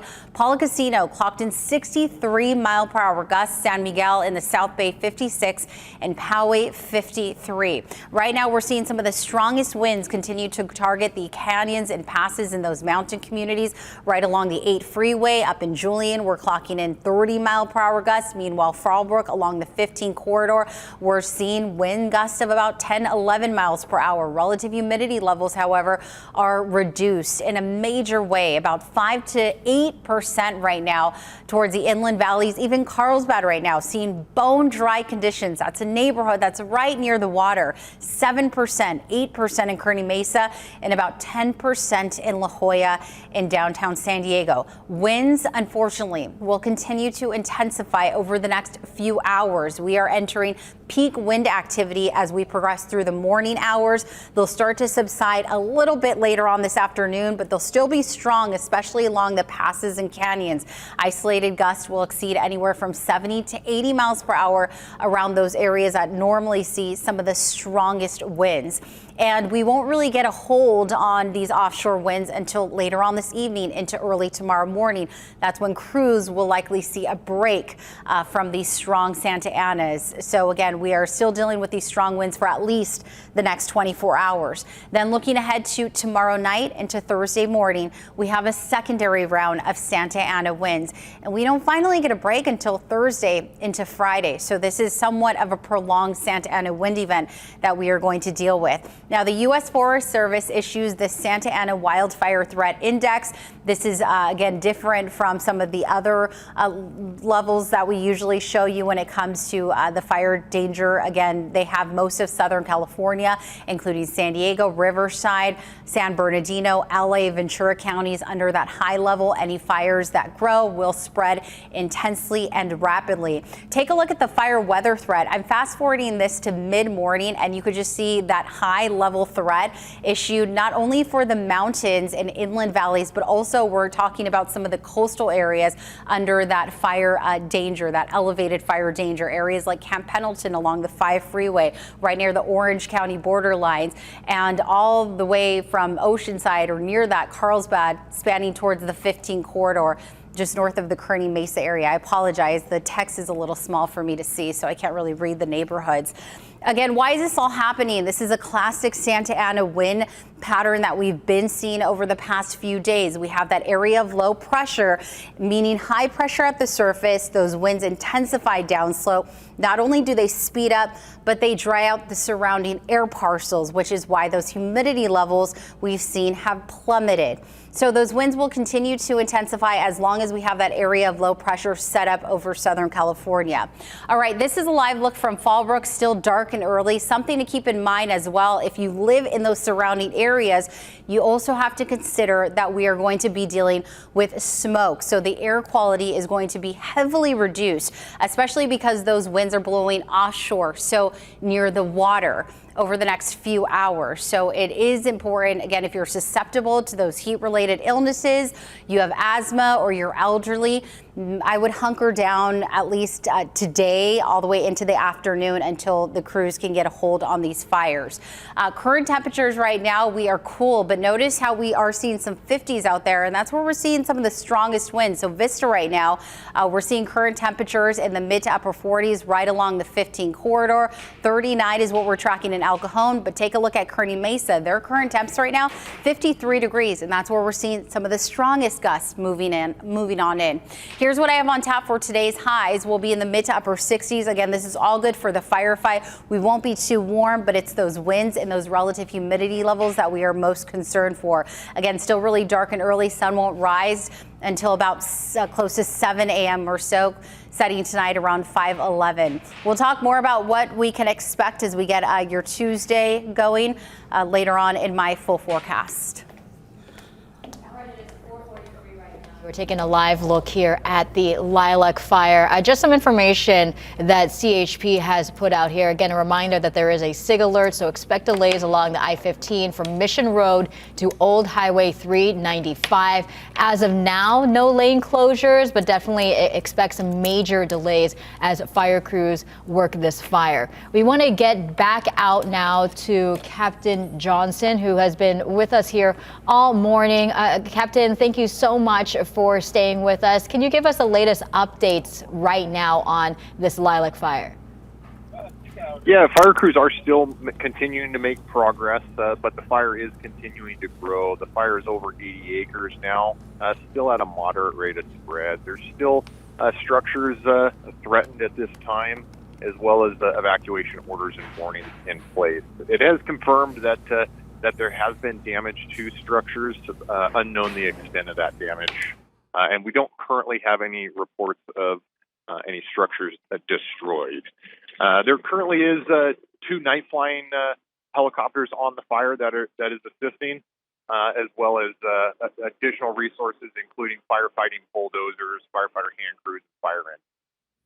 Again, Captain Robert Johnson from CAL FIRE joining us this morning. You mentioned you've seen those helicopters, and we've been showing those drops that have been coming at a very rapid pace. How much help are those helicopters when you guys think about the containment that you're trying to build, or at least how you're trying to keep this fire from spreading any further?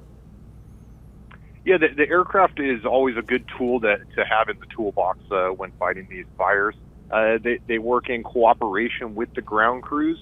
They are assisting the ground crews, and with an aerial attack, you also need the ground crews to follow up as well. So they're working in cooperation with each other, but they are a benefit, and they are assisting on this fire. And Captain Johnson, I'm sorry, we were dealing with a little bit of a technical issue here, but if you can repeat, you had mentioned that there are some buildings that were damaged, right? I couldn't hear you if there was multiple.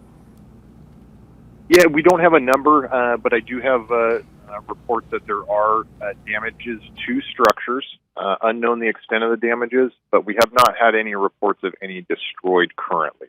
So I imagine as time goes on, we're going to have more a better assessment on any damaged or possibly destroyed structures. But those evacuation orders and warnings still in place, and structures are still threatened. We're coming up on 4:46 right now this morning. Captain, we're about an hour and a half away from sunrise. Does the sunlight change anything as you guys look forward to the next hour or 2 hours in this firefight? And how does the strategy or the capability of some of your crews adjust once we get to those daylight hours? Well, fire tends to generally increase in activity as the heat of the day comes about. So as the day goes on, we can anticipate an increase in fire behavior in some areas. A benefit to having the sunlight is the crews are having more visibility, so they'll be able to see more. They're currently working in steep, rocky terrain, which is a challenge. It does slow down the efforts, but that in combination with the low light conditions it slows progress down. So when the daylight does come about, fire crews will have better visibility, which also assists in the work. You know, at last check, when we spoke to you earlier, there were more than 150 fire personnel. Is that number still the same? Are we expecting any more here coming up in the next hour or so? We have approximately 150 firefighters on scene now. We still do have resources pulling up on scene, and I could have a more accurate number here in the next coming hour, probably. What about the air attack? We've seen the helicopters. Are there calls in to get more aerial assets, maybe some of the tankers or some of the planes that can do the retardant drops? What else is coming, or what else are you asking for to help with this fire? Yeah, so those requests comes from the incident commander. Typically, the fixed-wing aircraft and the air tankers will be able to lift once the sun comes up. So we can expect them the ability to fly if the rest of the request is put in. And we do have additional air tankers on base at the Ramona Air Attack Base that have been pre-positioned in anticipation for this wind event. So we do have additional tankers available if the order comes through from the incident commander. All right, Captain Johnson reporting for us with CAL FIRE. Thank you so much for staying with us here throughout the last hour or so. Again, you're taking a live look here at the Lilac Fire, where the roads are again, this area, the Lilac Fire, the 15 itself at last check wasn't shut down. No, we heard from Highway Patrol and the Sheriff's Department. The 15 you can still drive along, but you should expect some slowdowns, some delays as traffic moves through that area. There'll be a lot of people obviously looking at what's going on and maybe slowing down as they drive. But we urge everyone not to stop if they're in that area to take a look at the fire. Keep going through if you need to come down from North County, or maybe you're driving in this morning from Temecula to work. You will be able to go through that area on the 15, but don't be surprised if you see some delays. And it looks like, as we look at these cameras right now and we see all of the emergency lights plus all of the car lights, that there are some minor backups going on through that Bonzo Lilac area along the 15. Yeah, let's check in with our 10 News breaking news tracker, Paul Anderegg, who has watched the progress of this fire over the last couple of hours. Paul, can you give us an update there from your view?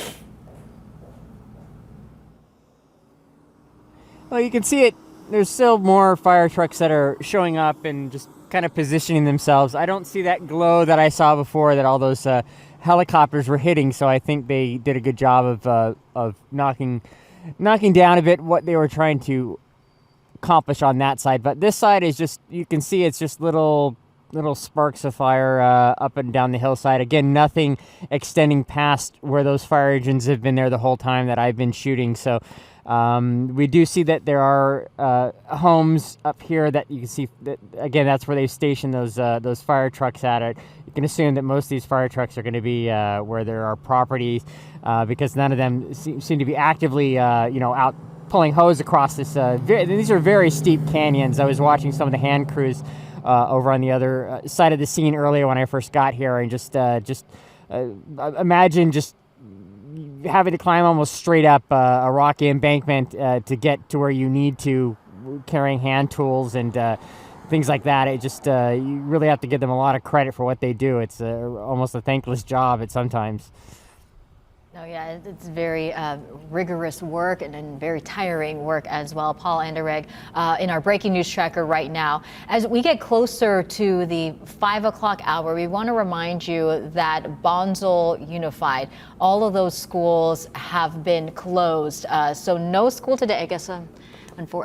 The kids have a longer weekend, yes, but unfortunately for this reason. Right? Not the way that they had hoped for. The other thing we're keeping an eye on right now as we watch this fire up in North County is the situation across the rest of San Diego, because we are under a red flag warning right now for all of San Diego County, and that has led SDG&E to institute their public safety power shutoffs. Right now, there are about 14,000 customers that are without power across San Diego County. Those are all of the areas in red that you see on this map, and that includes, as you follow my cursor, a few areas that are near this fire, but none of the areas where this fire is burning. Of course, we don't know the cause of this fire yet. The areas in yellow are where nearly 70,000 customers are under a warning for their power to be shut off. And as we take a look at SDG&E's actual outage map right now, you'll see where some of those areas are centered around. We see Warner Springs and the Cleveland National Forest down to Campo, Acumba Hot Springs, even Valley Center up here. But this is the area that we're focusing on right now, if you will, right over here. Let me close this part of the map out and take you back to the public safety power shutoff map. The area that we're looking at specifically right here in the Bonzel Lilac area, where that area is still under a warning to shut their power off. Yeah, it's 4:52. I want to give you just a recap again if you're just joining us here. We've been on air for some time now as we are updating you on the multiple fires burning up in the North County. So we did have the Paula fire. That was at the I-15 southbound and Stewart Canyon Road. That one burned about 17 acres. The forward rate of progress has been stopped, and the evacuation orders with the Paula fire, that has been lifted. The one we are focusing on right now, the Lilac fire. This is on the 15 just north of West Lilac Road. Again, it is about 80 acres at this point, continuing to grow at a moderate rate at last check with CAL FIRE. We have seen multiple helicopter drop in water on this area, which is a great thing to see. They requested those night resources. So far, we have seen them come through. And you were seeing just there on your screen the evacuation orders and warnings that are in effect right now in that area that go basically from the 76 to the 15. That whole area in between those two freeways is under an evacuation order if you're north and closer to the 76. The warning, if you're a little further south, maybe down the Mount Ararat area, the evacuation spot right now is Castle Creek Country Club. That's where you go for people. people need to go to the country club. If you have livestock, and we know a lot of people up in the Bonsall and Lilac and Fallbrook area do, there are 2 spots to take livestock this morning for evacuation orders. One is up in Temecula, the other is in Delmar. So first the one in Delmar, that is the Delmar Fairgrounds, the show place that is across from the fairgrounds, and the one in Temecula is on Anza Road. So if you're heading north, go to Temecula. If you're heading south or further west, the Delmar Show Place. Again, Show Park rather. California Ranch Corps is the name of the location in Temecula, 43101 Anza Road in Temecula. And again, the Show Park, that's across from the Delmar Fairgrounds in the Delmar area. People, of course, go to Castle Creek Country Club. That is where the temporary evacuation order has been set up for people to head to if you have to leave your home this morning. Yeah, I mentioned the Bonsall School District that is closed today, but we already had other schools closed. This is separate from this fire, but the high winds, we have been preparing for this. The high winds, the potential for the power outages. So beyond Bonsall, we also have the Julian Union Elementary School District, Julian Union High School District, Mountain Empire Unified School District, and Warner Unified closed today. This is we got this warning already prior to this morning that these school districts were going to be closed. This is for the safety of the students and the school staff, according to the County Office of Ed. It's because of the high winds and the power outage potential that we could be seeing near and around these school districts. And if you're driving through the area, important to note that picture that we've been showing you from our 10 News Breaking News Tracker. This is Paul Anderegg on Lilac Road and the 395. This is where the road is shut down. They are not allowing cars to go north of this area. If you're from West Lilac Road all the way up to Doolin Road, that is shut down so that crews can work their way up and down that stretch of Old Highway 395, get to any spot fires that come up, and have the room that they need to operate in that area to respond as quickly as possible to this fire. We're seeing a very large response right now. We've heard from CAL FIRE, more than 150 crew members up there. They have several helicopters right now. They said they have the fixed wing jet tankers on standby as soon as the sun comes up to help even more. So they are throwing everything they can at this fire right now, while still, as they have said, keeping some other crews pre-positioned around the county and keeping an eye on the rest of San Diego just in case anything else happens. Just because there's one fire here doesn't mean the rest of the area is out of danger. Yeah, and we really do have a good mutual aid system set up here in Southern California, where the various fire agencies all kind of help each other out in emergency situations. So many local fire crews went up to LA to deal with the devastating fires there. They also want to make sure that we are staffed appropriately here in San Diego County. Oftentimes they do what's called in-county strike teams to make sure they have that staffing ready in preparation for things like this. As we deal with these fires and these high wind events, that's always a concern, just to make sure that we have enough people ready to respond if something like this were to happen. And the variety of the response, we've seen the helicopters, we have seen the tenders and the tanks and the engines, but we're also seeing, and we've gotten some footage of earlier this morning, some of the hand crews that are going up onto this steep, rocky mountain, making their way up to cut lines, clear brush, do whatever they can, and that is not easy work at all. And so we're seeing just all the different ways that the fire crews across San Diego County come together to fight a wildfire like this. We have heard there have been structures damaged. We do not have any confirmation or word yet on if those are homes or buildings or parts of ranches or farms.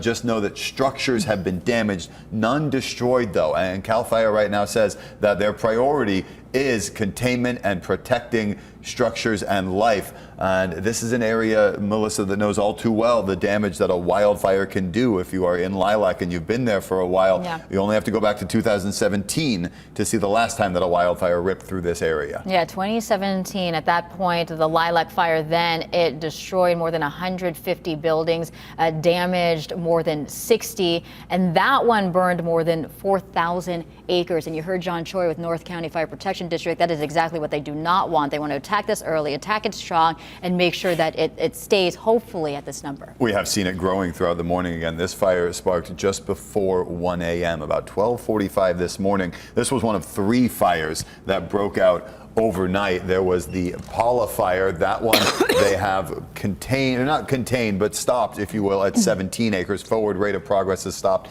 and evacuation orders for that area have been called off. There was also the Riverview fire. That was off of Santa Margarita Drive, even further north in the Fallbrook area. That one they cut off at about 1 acre and had forward rate of spread stop. This lilac fire now, since 12:45 this morning, has grown to just about 80 acres. And again, that's an estimation. They're more worried about containment instead of assessment. But 80 acres, and the wind is blowing, and it is causing a lot of problems right now for firefighters on the front lines. We're going to stay on top of all of these fires and the response to them in the lilac area as the morning goes on. Our breaking coverage continues now. ABC 10 News starts now with breaking news. Good morning, and thank you for joining us this very busy Tuesday morning. I'm Jared Aarons. And I'm Melissa Masiha. It is 5 o'clock right now, and we have been on air monitoring multiple fires burning up in the North County. Right now, you are taking a live look here. This is the Lilac fire. This is burning in the Bondal area. At last check, this one was about 80 acres, more than 150 fire personnel currently fighting this fire.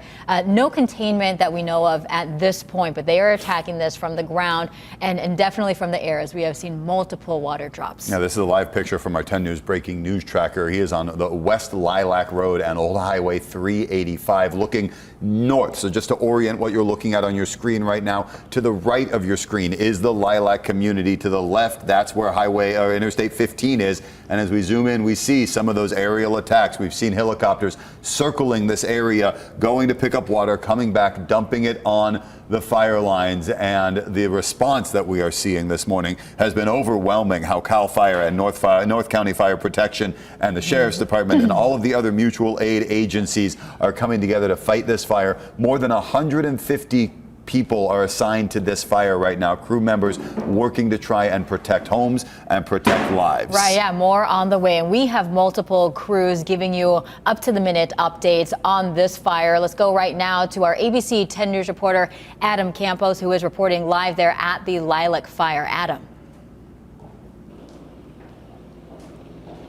Hey, good morning, Jared and Mel. I'm off of Rancho Sladera Road. That is a road that is just up here on the other side of the hill of where we were at earlier. And this is all coming up into a residential area. We're actually just behind a home where we actually saw some damage to the fence. And that is one of the structures that they're talking about that is damaged. We don't have any confirmation on what the other structures are that are damaged, but at least we know right now this fire, it's starting to move up into a residential area. And as we mentioned, one thing that's making this difficult for them to fight this is the terrain. You could see the hill slope that we are on right now. We showed it to you when we were down the hill. Now we're giving you this viewpoint from up the hill. You can see how steep this is as they're trying to get through. You see all the brush. You see the trees that they're trying to get through right now. And that's one thing that when we spoke to the PIO from CAL FIRE San Diego County, he said that's making it difficult. On top of the winds is trying to find spots that they can actually attack this fire at. And also too, as you move up into this residential area, it's a lot of back roads, private roads. So that's also what's making it hard, is because the access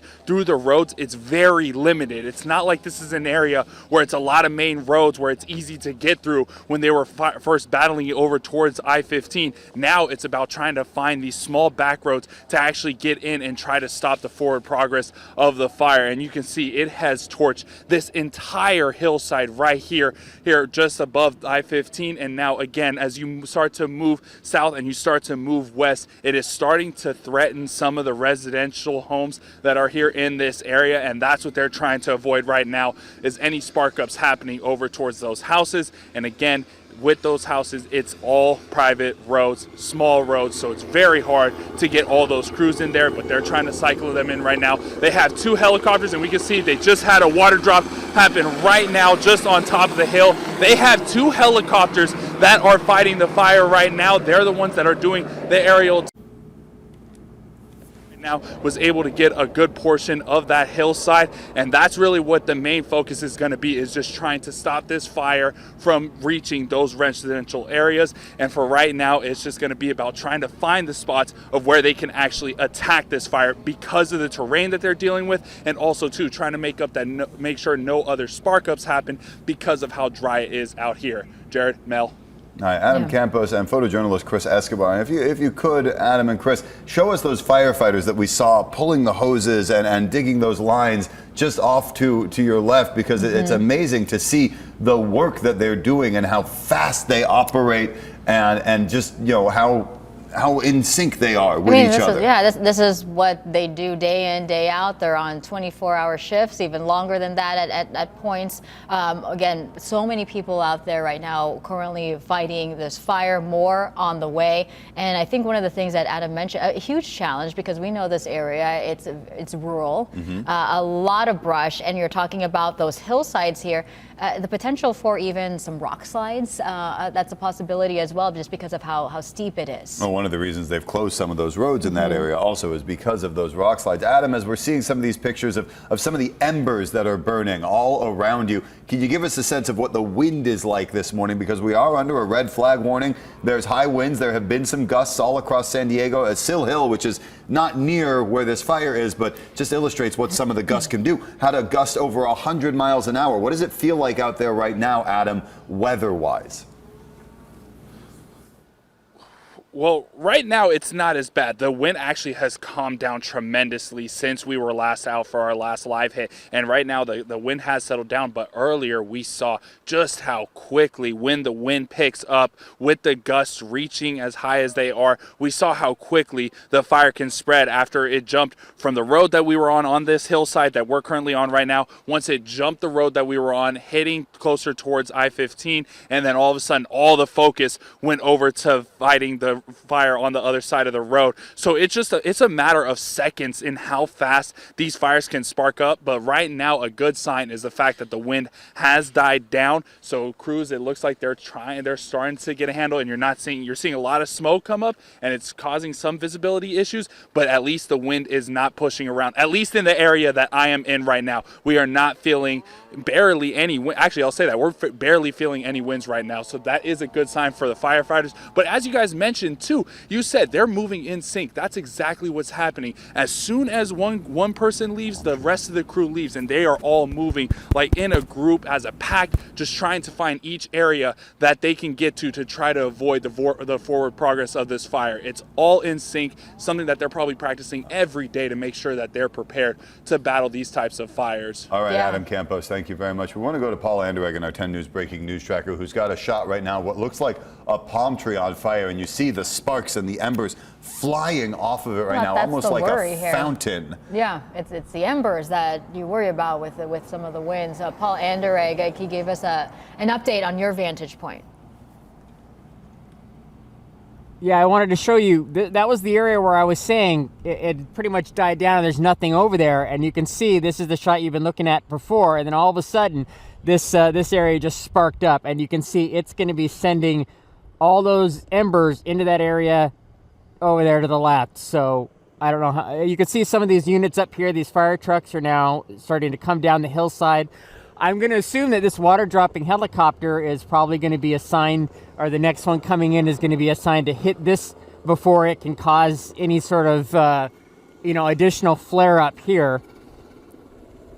But this is probably, well, I see a firefighter down there now. It looks like there's some firefighters that are down there. I think they're pulling some hose. I couldn't really tell, but they're going to try to get on that as quick as they can. And how quickly they respond. We saw but this. It just shows you how quickly it can go from just a spark to, a fire that big in just maybe 2 minutes from when this first sparked. And you can just imagine if another ember does another one of those and another one of those, and that's obviously the concern is how quickly something can go from just a little ember to something burning like that. And how dry everything is. I think it really illustrates that even something like a palm tree, which we think of as lush and tropical, are dry after we have had so little rain over the last year, and the wind that has been blowing through and the heat that we've been dealing with even in the winter time. We've seen temperatures in the mid to upper 70s, and just dries everything out, makes everything that much more flammable and that much easier to ignite. All right, Paul Anderegg reporting for us live there. The embers are always a concern when we're dealing with these breaking situations. Let's turn it now over to meteorologist Vanessa Paz, who has been closely monitoring our weather conditions. Vanessa. Right, Mel and Jared, again, as we've been reporting all morning, these fires erupted while most of us were sleeping just after midnight into the 1 a.m. hour. We are tracking a few in the North County, stretching along the 15 corridor. It looks like crews have a pretty good handle on the Fallbrook one, as well as the Paula fire, but it's the Lilac fire that we're most concerned about, with 0% containment, now burning over 80 acres. As far as conditions go, temperatures are on their side. Everything else is not when it comes to this firefight. We're talking about bone dry conditions. It is still very dark out there, as you can see from the live shot on the left side of your screen. Sun won't rise fully for about another hour and a half or so. Winds right now, we're still tracking offshore out of the north of about 15 miles per hour. Those are sustained winds with isolated gusts in that vicinity of about 20 miles per hour. That pocket in the North County hasn't even seen some of the strongest winds that we've clocked in so far. And that's just an indication that everyone is susceptible to fire danger, even if the winds aren't nearly that strong. We're talking about bone dry conditions.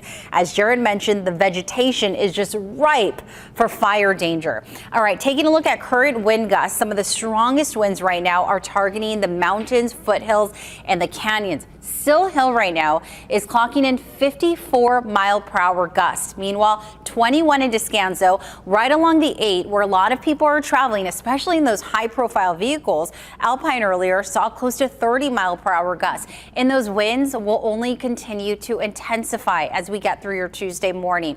Those humidity levels are not helping either. We're down to the single digits. Palomar Mountain tracking 7% in terms of relative humidity levels.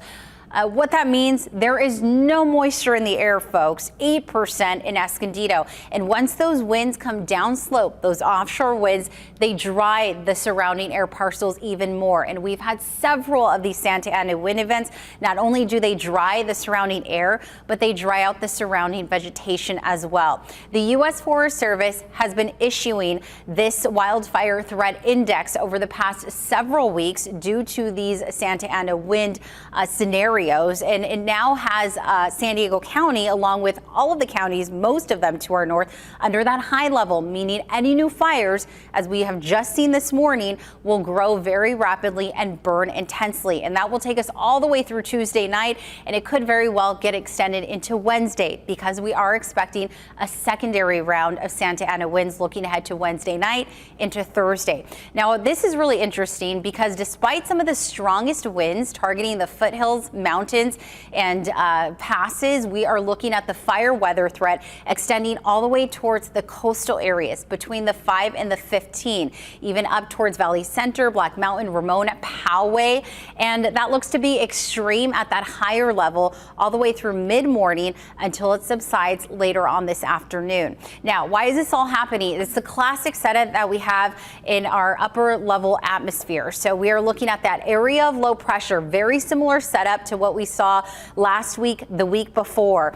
What it means is those winds at the surface, they intensify once they come down slope. And that's exactly what we're seeing, which is why those winds are going to continue to strengthen throughout the morning. Some of the strongest winds will be now all the way through the 9-10 o'clock hour. You want to pay attention to those areas highlighted in the reddish purplish color, because even the coastal areas will get a taste of those offshore winds with gusts exceeding anywhere from 40 to 55 miles per hour. But you can see that the main threat is going to be for interior parts of the county. It becomes a little less widespread later on this evening, dying down later on tonight into early tomorrow. That's when crews will hopefully get a break from these offshore winds, noticeable break, and then we'll have that secondary round push on in tomorrow night into Thursday with that similar setup, that area of low pressure over Southern California.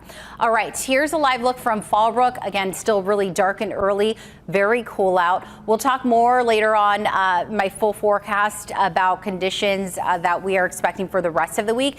And we do have a break. We're talking about humidity seeing a relief with a chance for rain, but that could cause the potential for some mudslides due to this fire. We'll have more of those details coming up. Mel? All right.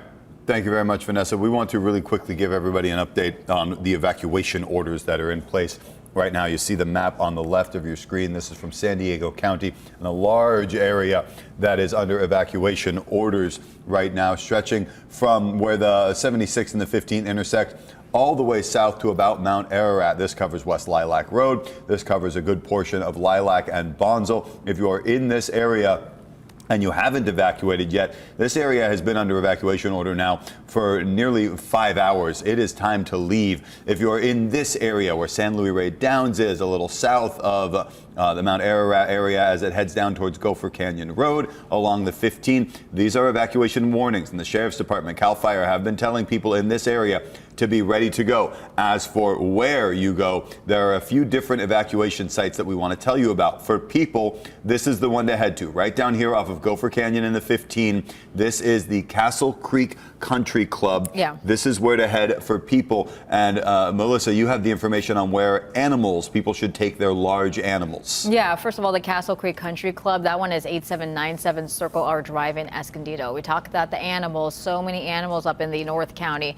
Two different locations here. The Del Mar Show Park, that's across from the Del Mar Fairgrounds on El Camino Real. The second one is in Temecula, because keep in mind, we're in the far North County. It's right by the Riverside County line, so sometimes it's closer for people just to head up to Temecula. That's off the 79 at Anza Road. That's about a mile east of Temecula Valley Hospital. Speaking of those evacuations, we have ABC 10 News reporter Olivia Gonzalez-Britt, who is at the Castle Creek Country Club, where people are starting to show up this morning, Olivia, and the Red Cross is there to help them out. What's going on at the evacuation center right now?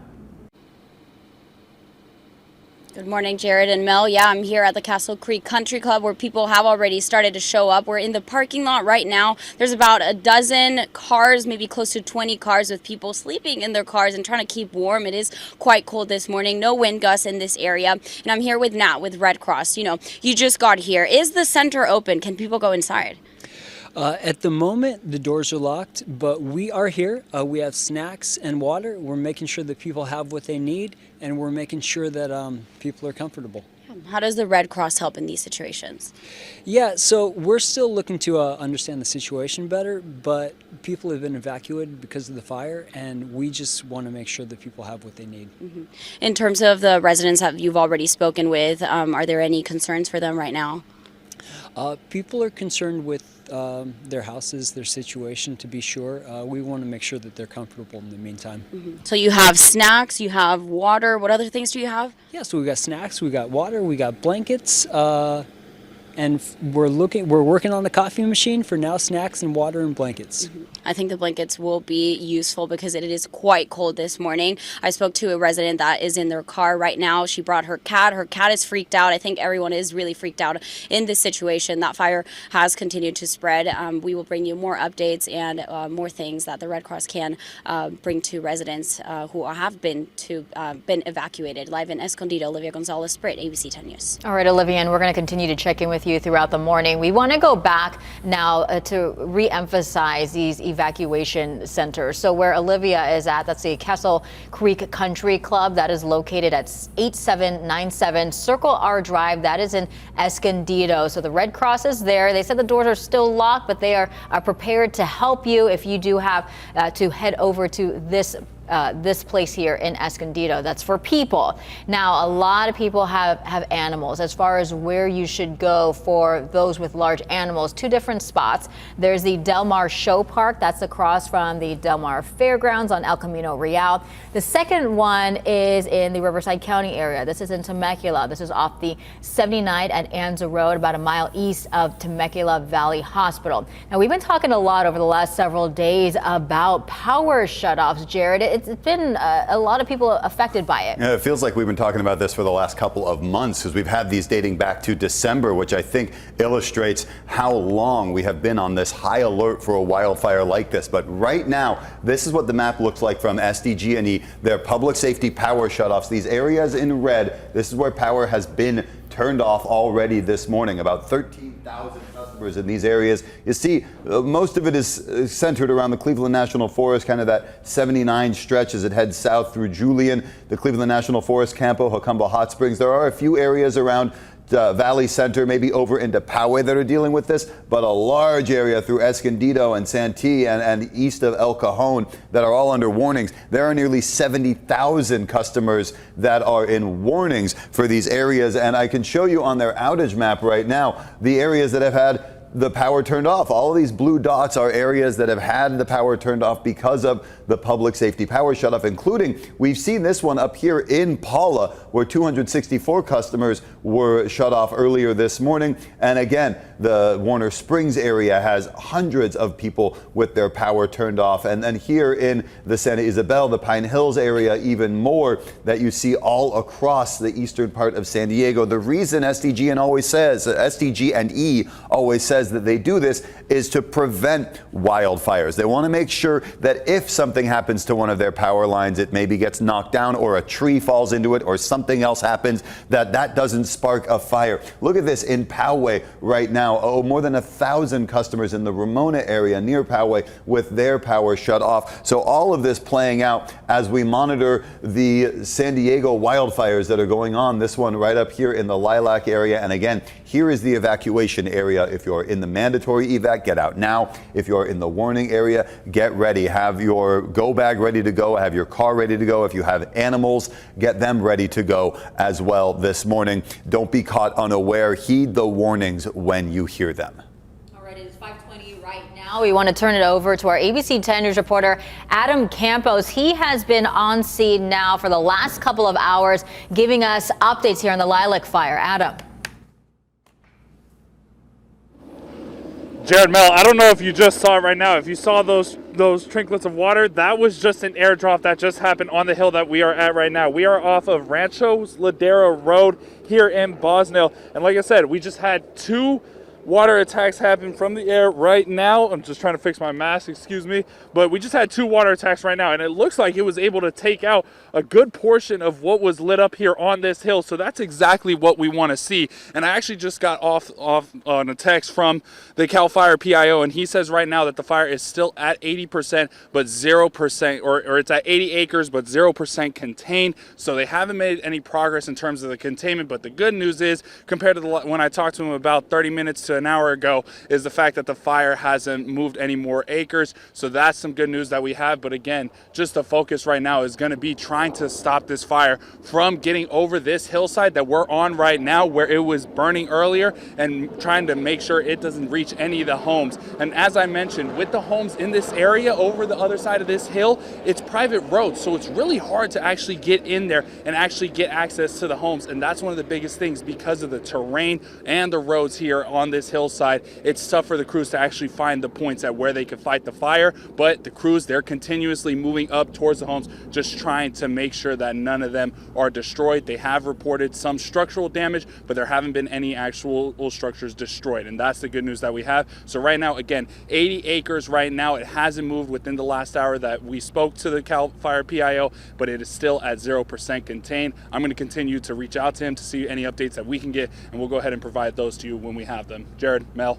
All right, Adam Campos reporting for us live there. It is 5:22 right now. We do have to take a quick break, but we will be right back with continuing coverage of this breaking news, the Lilac fire burning right now in the North County. Stay with us.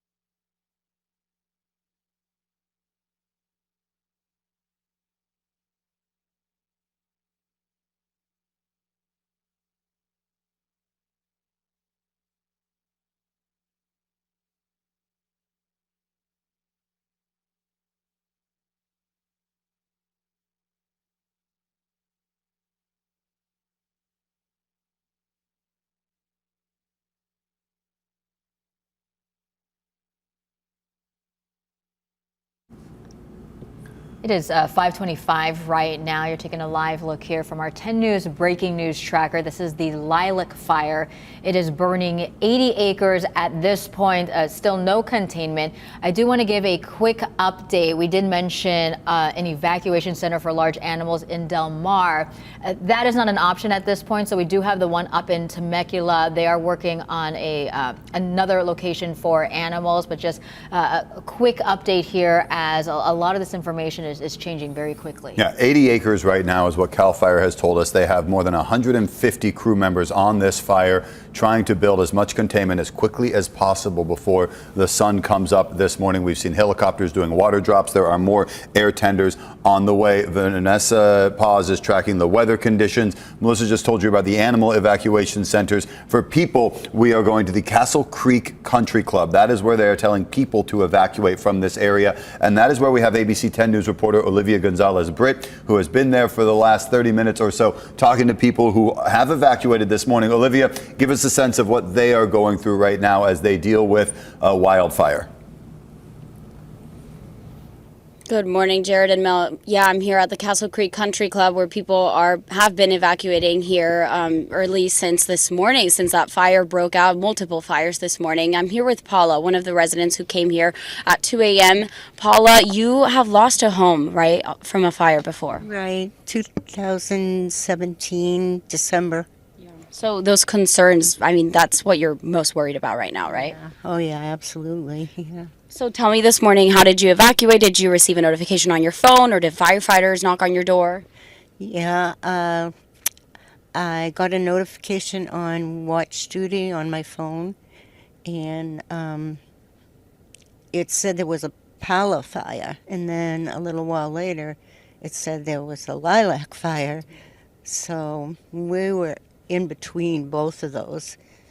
So. Did you, I mean, there's so many fires right now. I mean, what are your feelings? Well, not good. It's just, we've been through this before. We had to rebuild. It took us, like a year and a half. We had to live somewhere else. A lot of feelings go back to that, so. What did you pack in your car today? Oh, my car's been actually packed for probably a week now because, like I said, we've already been through it. And the last time we didn't have anything but the clothes on our back. So this time we got things together and put them in the car just in case. Yeah. And I see you brought your dog over here. How are they doing? Yeah, she's doing okay. She's happy being with us. She's down there hiding. Well, Paula, I hope that, the firefighters, there's plenty of crews out there. We were out there earlier today, and they're doing a lot of hard work. There's hundreds out there. The fire has been spreading, but we will bring you more information as that becomes available. And the evacuation center here in Escondido is available for anyone who has been evacuated this morning. Live in Escondido, Olivia Gonzalez-Britt, ABC 10 News. And Olivia, if you can just ask Paula for us and tell her, we're thinking about her. Our hearts are with her. Presumably it was the Lilac Fire, where the one back in 2017 where she lost her home. Can you ask her, what would you say to other residents in situations like this? How to prepare, how to stay calm. Oh, I think we might have lost her shot there. We'll try to get back to Olivia, yeah. But. You just hear the long recovery that she had to deal with. And the lessons learned and kind of what a fire like that even 7 years ago does to the mentality now. That woman said she'd had her bags packed and ready to go for a week because last time all they had was the clothes on their back. And that is why when you hear us talk over and over day after day, it may seem repetitive, but there's a reason when we say be ready, get ready, and have that plan. You're seeing why right now. A couple of quick updates on some road closures that we've heard of now. Camino del Rey has been closed from West Lilac Road now as it heads east towards the 15. Also, Old Highway 395, the closure there has expanded now further south to the I-15 South off-ramp. So from that off-ramp, that interchange where Old Highway 395 is, all the way up basically to the 76, that is closed as well. We want to bring bring in now, this is Captain John Choi from CAL FIRE. From North County Fire Protection. Excuse me. Captain Choi, thank you for joining us again. We've spoken to you a few times this morning about what's going on at the fire lines right now. What can you tell us about maybe some of the progress that fire crews have made over the last couple of hours as they fight this fire? Yes, crews are making a tremendous headway on this fire. We have a lot of neighboring agencies that have come to work together to get a quick work on this fire. We have a spot fire that took off just west of our main fire, and aircraft and crews have stopped that spot fire that burned. We currently have perimeter control being conducted by multiple engines around the homes right now. Our objective is trying to get lines all the way around this fire. That is the goal and hope, that we can get people back into their homes as quickly as possible. We have a fairly large aircraft package that has been put on request. That should arrive around 8 o'clock this morning. So as soon as we get daylight, we'll have some bigger aircraft putting a larger dent on the fire as well. Oh yeah, the aircraft so critical in these types of firefights. Can you talk about what you've had to do to prepare for situations like this? I know we talked to CAL FIRE just about some of the upstaffing. Can you talk a little bit specifically to North County Fire Protection District? Yes, in North County, what we did was we staffed up an additional resource as well. And we had units, personnel, all mandatory recall, so folks came in and staffed additional resources. We still have guys coming in because this is our town, and we want to take care of it. And so guys are still trickling in, staffing up more apparatus, but we're getting a really good handle on this fire right now. It's looking really positive. So we are asking the residents, please heed the warnings. Let us do our job. Let us get in there and make good effort. If we have civilians that we have to worry about as well, then that complicates our work of getting lines around the fire. And obviously trying to protect structures as well. We've heard that there have been some structures damaged, but thanks to the great work of your crews, nothing destroyed yet. Can you give us an update on any of the damage that your crews are seeing this morning because of this fire? That's probably one of the largest challenges right now, is because it's pretty dark, yet we have no light. So we'll have to have damage assessment teams go out and identify how many structures, if any. Our hope, we've been working really hard to try to save every structure. One of the biggest things right now is at our local level, the biggest thing is we've had 2 pre-positioned strike teams. CAL FIRE had their strike teams that were pre-positioned. We had a lot of resources on this fire. One of the complicating challenges, we had 3 separate fires pretty spread out in Fallbrook early this morning since about midnight. And so we've been fighting fire since midnight till 4 o'clock this morning. Amazing work. And you mentioned those 3 fires. There was the Paula fire, there was the Riverview fire, and the Lilac fire. And both the Paula and the Riverview forward rate of progress has been stopped on those. Evacuation orders from those have already been lifted. And it is a sigh of relief to hear you say, Captain Choi, that it seems like you guys are making good progress on the Lilac fire this morning. Of course, that doesn't mean that this is over. That doesn't mean that we're out of danger. But at least it means that the work that crews are doing is starting to pay off as we enter now the 5th hour of this firefight. All right, Captain, thank you so much for joining us. Again, Captain John Choi with the North County Fire Protection District. Right now, again, taking a live look here at the Lilac fire. The weather plays such a critical role, whether it cooperates or it makes things worse. I know our meteorologist Vanessa Paz, she has been keeping a close eye on all of the changing conditions. And Vanessa, I mean, and we keep saying it over and over again, but man, it's so dry out there, which is not helping at all. It's extremely dry, and we've just been in this pattern of these Santa Ana wind events. Every time one rolls through the region, it just continues to dry out the surrounding native vegetation, which is why it's just such a recipe for fire danger anytime these offshore winds come and blanket the county. All right, taking a look at the Lilac and Paula fire conditions. Now, if you're just waking up, just tuning in, there were 3 fires reported stretching along the 15 corridor from Fallbrook all the way down to about the Bonsall area. Fire crews have a hold on these 2 right here. It's the Lilac fire wildfire that's just south of the 76.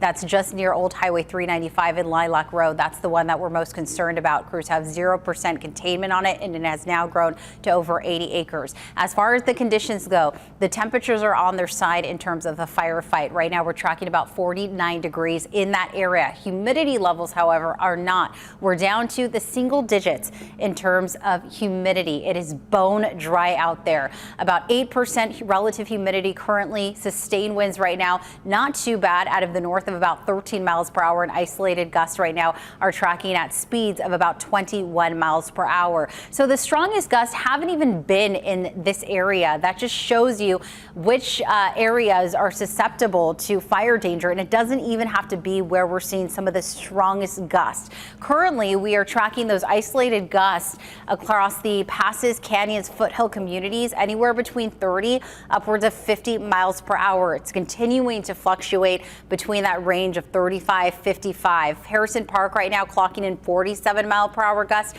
Meanwhile, Descanso seeing isolated gusts of about 33 miles per hour, 31 currently in Julian, and right along the 8, where a lot of people travel, especially in those high profile vehicles. We're tracking about 35 mile per hour wind speeds, which is something you have to keep in mind because these winds are only going to continue to intensify through the morning. So if you're traveling, perhaps you hold off on being in that high profile vehicle, or you use extreme caution if you do have to travel in a lower vehicle car and you're next to one. Relative humidity levels are down to the single digits, as I mentioned, pretty widespread across the board from the coast all the way towards the mountain communities. We're seeing them reduced to about anywhere from 7 to 9%. Those are some of the lowest numbers.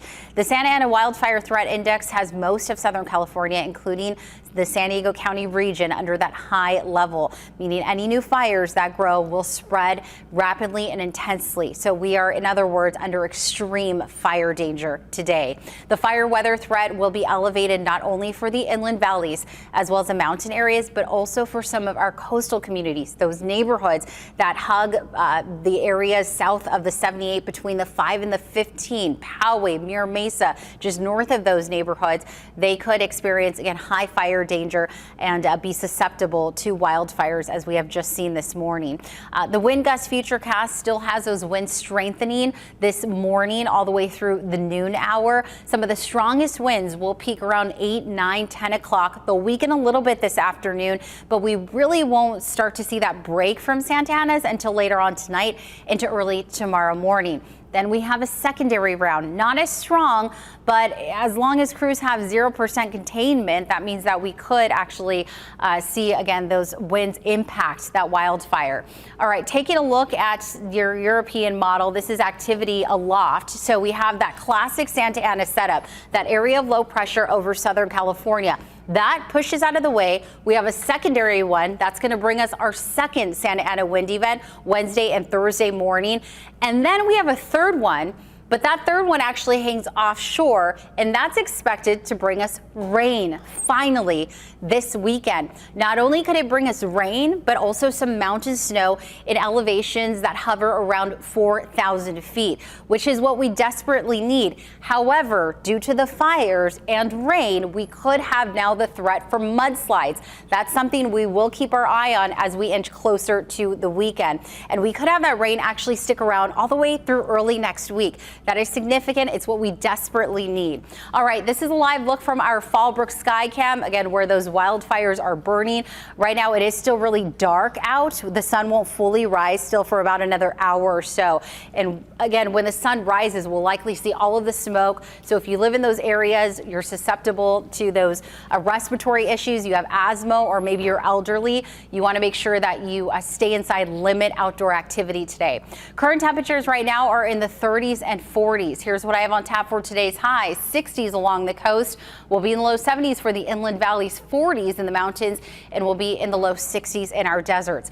As we quickly roll out your coastal 7-day forecast, I have highs today in the 60s. Not too much change Tuesday into Wednesday. It's when that offshore flow starts to back off, then we'll start to warm up Thursday and Friday.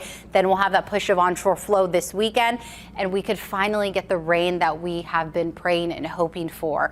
Inland areas will be in the low 70s this afternoon, and then I have daytime highs in the 80s on Thursday. So Thursday and Friday are looking like some of the warmest days. That's when we'll be in between those systems and finally get a break from those offshore winds. Meanwhile, the mountain areas will be in the mid 40s later on this afternoon, and then we actually jump about 15 to 20 degrees or so tomorrow. Your desert highs dry and windy today, and then we're in the low 70s all the way through Friday, cooling down this weekend. Back to you guys. Take any relief that we can get whenever it comes. Thank you, Vanessa. We are keeping an eye on the lilac fire. You can see from this shot on our 10 News breaking news tracker camera that they are making some progress. It is still 80 acres and 0% contained, but there is a large contingent of crews from all manner of agencies attacking it right now, trying to keep it from destroying anyone's home or property. We're going to be right back after a quick break with continuing coverage of the lilac fire in northern San Diego County. Stay with us.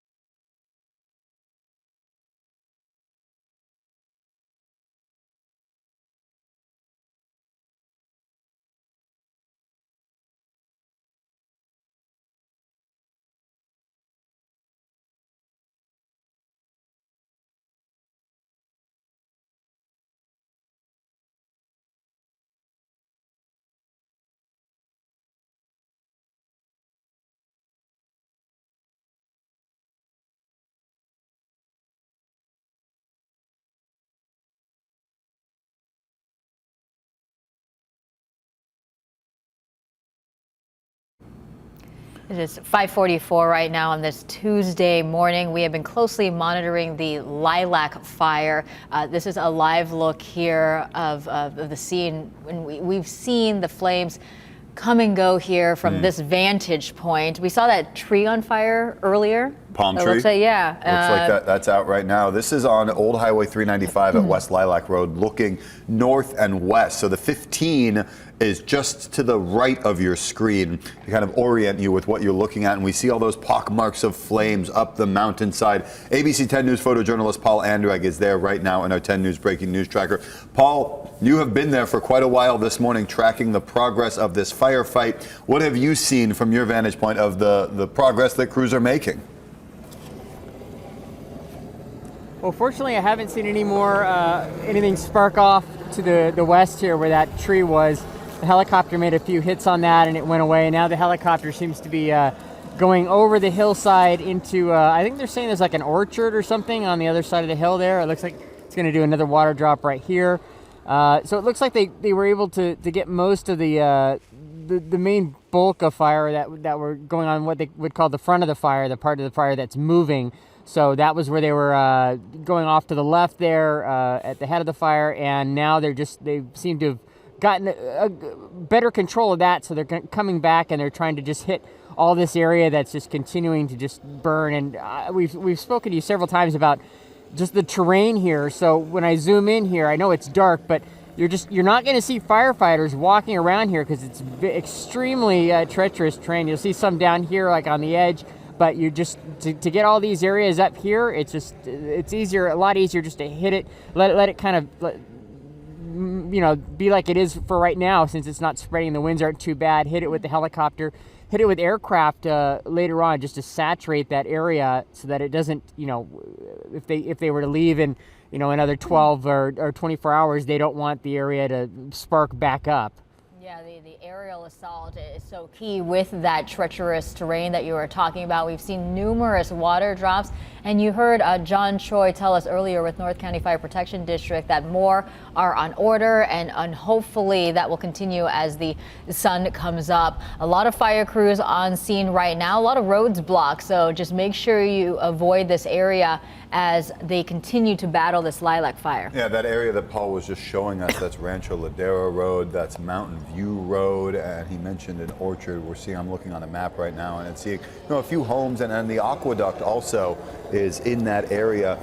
So that's what we're seeing right now as this fire is at 80 acres. It has been holding at 80 acres for about the last hour or so. This grew fairly rapidly between like the 3 a.m. and 4 a.m. hour, from 30 to 50 to 80 acres. And now crews seem to be getting the upper hand in this fight. Hopefully they're able to maintain that until Captain Choi told us about 8 a.m. when the reinforcements from the air will come in. They have what he described as a very large order, if you will, of reinforcements in terms of tankers and tenders that can come and dump retardant, can come and dump giant amounts of water all at the same time on this fire. Yeah, attack it early, attack it fierce, and hopefully we can keep it at this number. We do have our ABC 10 News reporter Adam Campos, who is joining us live. He has also been monitoring this fire from the ground. Adam.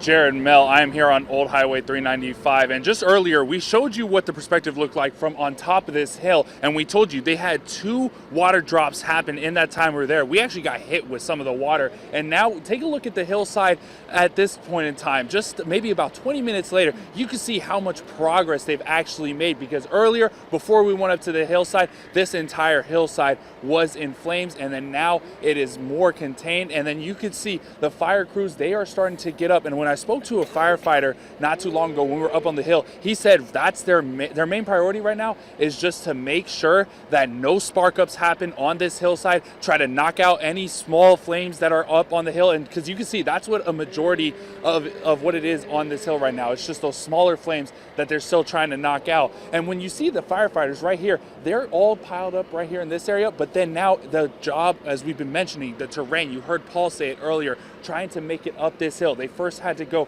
downhill into this little riverside area. I can't really see what exactly is in this, but it's a steep drop, and now they're going to have to try to move their way up to a steep uphill walk. And then you can see right here as we move over, they actually have pools of water are set up right here. So that way these crews that are fighting on the ground, they can take this water and actually use it in these areas where the fire is still lit up on this hill right now. So right now, as we know, the latest that we have 80% or 80 acres, 0% contained. And the last time I spoke to the CAL FIRE PIO, he said the fire is still moving at moderate speed. But the good news is, at least on this hillside right here off of Old Highway 395, it looks like they are making a lot of progress. And now the main focus is just trying to make sure that there are no spark ups. Jared, Mel. All right, one piece of information, Adam, thank you. We want to pass along again. Bonsall Unified High School District has announced that schools are canceled today. That includes Bonsall High School, Sullivan Middle, Bonsall Elementary, Bonsall West Elementary, Vivian Banks Charter. All schools in the Bonsall School District are canceled for today because of this fire. Yeah, and we're talking about evacuations. Again, if you have large animals, the Del Mar former evacuation point, that's no longer an option, but you can take them to CRC Ranch. This is at 43101 Anza Road. This is in Temecula, which is much closer for people who live there, right by the Riverside County line. Yeah, just head up north on the 15 if you're taking animals out of there. This is, you see the California Ranch Company. There is the address and the map for you. It's just north of the 79. So if you're taking animals for evacuation, if you yourself need to evacuate, that is the Castle Creek Country Club. That's just off the 15 at Gopher Canyon Road. That is where people should go. The Red Cross is there. They say the doors to the country club are not open yet, but they are staged in the parking lot. They're letting people stay there in their cars so they can stay safe. You can bring small animals there, at least for in your cars right now, and they have water, they have food, they have blankets to help people be safe and comfortable. Yeah, let's go ahead and turn it over to our Olivia Gonzalez-Britt, who is at that evacuation center. She has been talking to people on this cold early morning. Olivia. Good morning, Mel and Jared. Yeah, I'm here at the Castle Creek Country Club, one of those evacuation centers for people who've had to evacuate since early this morning. I'm here with Ilian, who is one of the residents in the area. You were seeing the fire from outside of your house, right? Yes, I did. So tell me, how was that? It's kind of hard to tell when you just wake up and then you really want to be sleeping. And then you just see the glow of your window, and then your neighbor calls you, and you figure, yes, we gotta go. Yeah, you had to go. How fast did you get out of there? Maybe 30 minutes. What did you pack? Obviously your dogs. 3 cats, 2 dogs, my niece, and I forgot my other coats and my blankets. So pretty much whatever is alive. The animals were essential for sure. Yes. They don't seem too freaked out, but are you? No, not really. How come? What's making you stay calm in this situation? I have no clue. It's nothing I guess it's nothing I can do. Just we're here with you. Yeah. Did you get any sleep today? No, maybe 30 minutes in the car, and then we start freezing. Yeah. So we decided to go and buy donuts. Okay, well, good donuts for the morning. How are you staying updated with, what sort of conditions your home area might be seeing? We pretty much keep checking on our phone, check to see if they're going to lift up the evacuations, and we just keep waiting. Mm-hmm. Do you have any plans if, there's still the fire around your house? What are you going to do with the rest of your day? Do you have to go to work? No, we don't have to go to work, but we probably go and maybe stay with my son, with my daughter, but hopefully we can go back in. Are your neighbors in the parking lot as well? Some might be. I don't know where everybody went. I think some people are still sleeping. We've seen about a dozen cars in the parking lot, and a lot of them are still sleeping, trying to get warm in their cars. We have the Red Cross here. There's snacks, water, blankets, like you mentioned, Jared. But the doors are still closed to the country club. We're trying to find out if they will be opening later in the day. But this site is available for those people that have been had to evacuate early this morning. We'll bring you more updates as they become available. Back to you, Jared and Mel. Yeah, the Red Cross took action very quickly to make sure there was a place for people to go. Olivia Gonzalez-Britt reporting for us live. Thank you so much. We're seeing some of these little spot fires on the mountainside. This is near Old Highway 385, or 395 rather, and West Lilac Road. We want to go to meteorologist Vanessa Paz right now because the weather is so critical during a firefight like this. How it changes can impact how the fire changes. Vanessa, what are we seeing right now? Hey, Mel and Jared. So one of 2 rounds of Santa Ana wind events have officially hit San Diego County, and we are seeing that, of course, impacting the inland communities. It sparked wildfires early this morning and continues to in the Bonsall area. As we take a look at the Lilac and Paula fire conditions, in case you're just waking up, it looks like fire crews have a hold on these fires that are just the more northern ones in Fallbrook, as well as the Paula area along the 15 It's the lilac one, though, that we're most concerned about. That has 0% containment and has now burned over 80 acres. Temperatures are cool and 48 degrees. That's on their side. In terms of humidity levels and gusts, though, that is not. Humidity tracking bone dry at 8%. Sustained winds are still out of the northeast, also known as offshore winds, of about 14 miles per hour, and we're tracking about 20-mile-per-hour gusts in that area. That neighborhood hasn't even seen some of the strongest winds across the county. That's just an indicator of those areas susceptible. Again, most neighborhoods inland are vulnerable despite those winds peaking near that 50-60 mile per hour range or not. Some of the strongest winds right now are targeting the inland valleys as well as the mountain areas. I'm going to step out of the way because I can't see those numbers too well, so I'm going to look at my bigger monitor. 30 mile per hour gusts right now in Julian. We're tracking close to 40 in Harrison Park, near about 35 in Descanso, and these numbers are continuing to fluctuate as we're getting through your Tuesday morning. I will show you a look at some of the strong wind gusts that we saw overnight, because we hit over 100 mile per hour winds in some areas, and we'll showcase those numbers in a moment. I do want to take a look at your relative humidity levels, though, because again, bone dry, we're seeing those numbers anywhere between 5 down to about 7% or so. Even the coastal areas are getting a fair share of those dry conditions. The fire weather threat is elevated not only for interior parts of the county, but also spreading westward towards the coast. The largest threat is going to be just north of Oceanside towards Camp Pendleton, and then right between the 5 and the 15 north of Muir Mesa. Winds will continue to intensify as we progress through your Tuesday morning. They'll weaken a little bit to this afternoon, subsiding substantially later on tonight into early Thursday, and then we have that secondary round expected to target the inland valleys and mountains again Wednesday night into Thursday morning. Now, there is light at the end of the tunnel, guys. We are talking about a storm system that could bring us some substantial rain this weekend, as well as snow in those higher elevations come Saturday. We'll talk more about that a little later. Jared and Mel. All right, thank you very much, Vanessa. You're taking a live look right now at the Lilac fire burning just off of the 15 near Lilac Road as it goes up towards Paula Road. That's the 76 and 15 interchange. A large area of that intersection is under a mandatory evacuation order right now, going from the 76 down past Lilac Road. Even further south, there are evacuation warnings all the way down to Camino del Rey. If you're in the area, stay alert and stay ready. Yeah, two smaller fires, the Riverview fire, it looks like that one, they've gotten a handle on that one, and the Paula fire, they are working that one as well. The evacuation orders related to the Paula fire, that has since been lifted. We are going to continue to follow all of these situations. We'll have another update. Make sure to stay with us here at our 6 a.m. hour.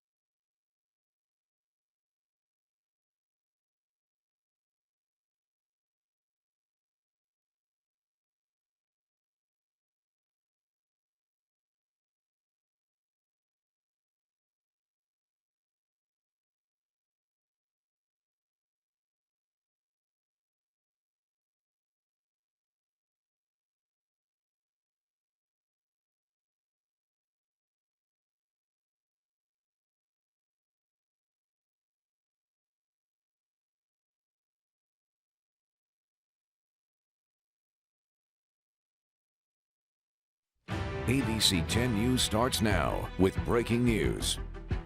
Day morning, I'm Jared Aarons. And I'm Melissa Masiha. Right now, we are going to continue to bring you breaking news here. We are on top of several fires burning up in the North County. You're taking a live look here at the Lilac Fire from our 10 News breaking news tracker. This is in the Bonzel area, forcing some people out of their homes. This fire is now 80 acres. It has grown over the last few hours. We have heard of some damage to homes. People are being ordered to evacuate to Castle Creek Golf Course. That is near the Belafonte Resort. We've been on the air since just before 3 this morning as 3 separate fires broke out in North County overnight. In addition to this Lilac fire, we were also tracking the Paula and the Riverview fires. CAL FIRE says that both of those have been stopped. They have stopped the forward progress on those fires. The Paula fire hit just under 17 acres. The Riverview fire just 1 acre. Evacuation orders on both of those fires have been lifted. They are still in effect, though, for the Lilac fire. And we have comprehensive team coverage. We are bringing you up-to-the-minute updates on these fires. Our reporters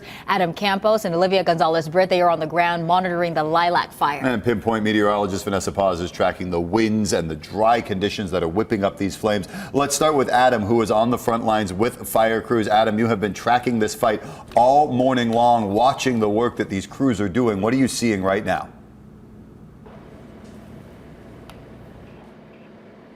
Jared, Mel, I mean, the biggest thing we could do right now is just give credit to the firefighters. They have been working nonstop. And when I was talking to a firefighter, Chris, our photographer, and I were talking to one, he goes, "Is it morning already?" That just shows how much time and effort that they have been putting into this. It has been nonstop for them for the last almost 6 hours as they've been trying to battle this fire. I just reached out to the CAL FIRE PIO right now to see if there's any updates compared to the last time that I talked to him with the acreage or anything else. Right now, all we know is that it's still at 80 acres, 0% containment, and it is still moving at moderate speed. As soon as he gives us that update on any of those numbers, we will provide that to you. But for right now, I just kind of want to give you an idea of what's happening. Earlier, we were on top of this hill where there are some homes that are being threatened right now from the fire. But while we were up there, there were 2 water drops, and it knocked out a lot of the flames that was up here knocked down a lot of the flames that was up on this hillside. And now when I was speaking to another firefighter up here on this hill, the main thing that they're trying to focus on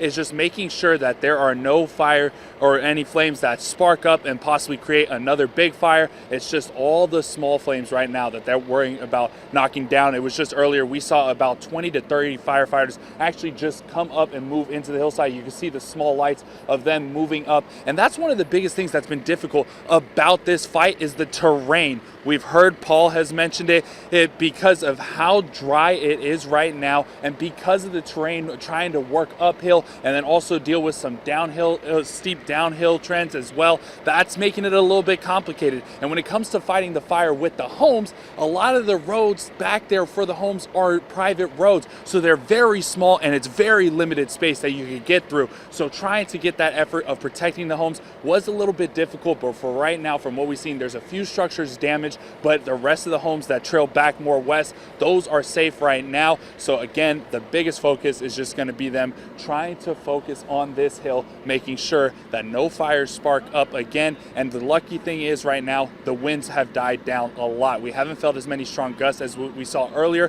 when we saw the fire jump the road here on Old Highway 395 closer to I-15. So as long as Mother Nature, as one of the firefighters said, keeps cooperating, then they're going to be able to get a better handle on this. So as soon as we learn more information about where the acreage stands and how fast this fire is moving, we will go ahead and keep you updated with that. Jared, Mel. Yeah, Mother Nature's cooperation. That is what we are hoping for. That is what we are praying for. Adam, thank you so much. It is 6:05 right now. On the phone, we have CAL FIRE Captain Robert Johnson, who has been with us since earlier this morning. We have been on the air since 2:45. He has been giving us periodic updates. Captain, can you tell us just basically about the personnel on scene right now? Yeah, good morning. We have approximately 200 personnel on scene of this incident now currently. We do have 2 night flying helicopters that are working, as well as multiple ground resources. We've heard as many as 150 different firefighters up there on the ground. That illustrates how much you as CAL FIRE and all of our partner agencies try and throw at any one of these fires. how much progress has been made this morning? Because we've seen the number of acreage expands, but it seems like maybe the intensity of some of the fires that we're seeing in our live pictures isn't as strong. Would you say that your crews are making good progress right now? Yeah, so crews are continuing to make progress. The fire activity has reduced since the start of the fire, which that is a good sign. The acreage remains at 80 acres currently, and we do have 10% containment now. I just received that information from the incident commander, so we do have an increase in containment. And then we do have numbers on persons displaced. There's been approximately 86 people displaced with the evacuation orders and warnings. I just want to reiterate that 10% containment now. That's great. That's great to hear. Any amount of containment is fantastic, and they expect that to grow through the morning because we heard from the North County Fire Protection District that there is a large order of aerial assets that are on their way as soon as they're able to take off this morning. Captain Johnson, a commendable job by your crew, by all of the crews out there. What do you want to tell the people who are watching at home right now about the work that fire crews do in dire situations like this? Yeah, I mean, crews are working hard. You mentioned earlier that the steep terrain is something that does slow the progress down. But firefighters train in this steep terrain.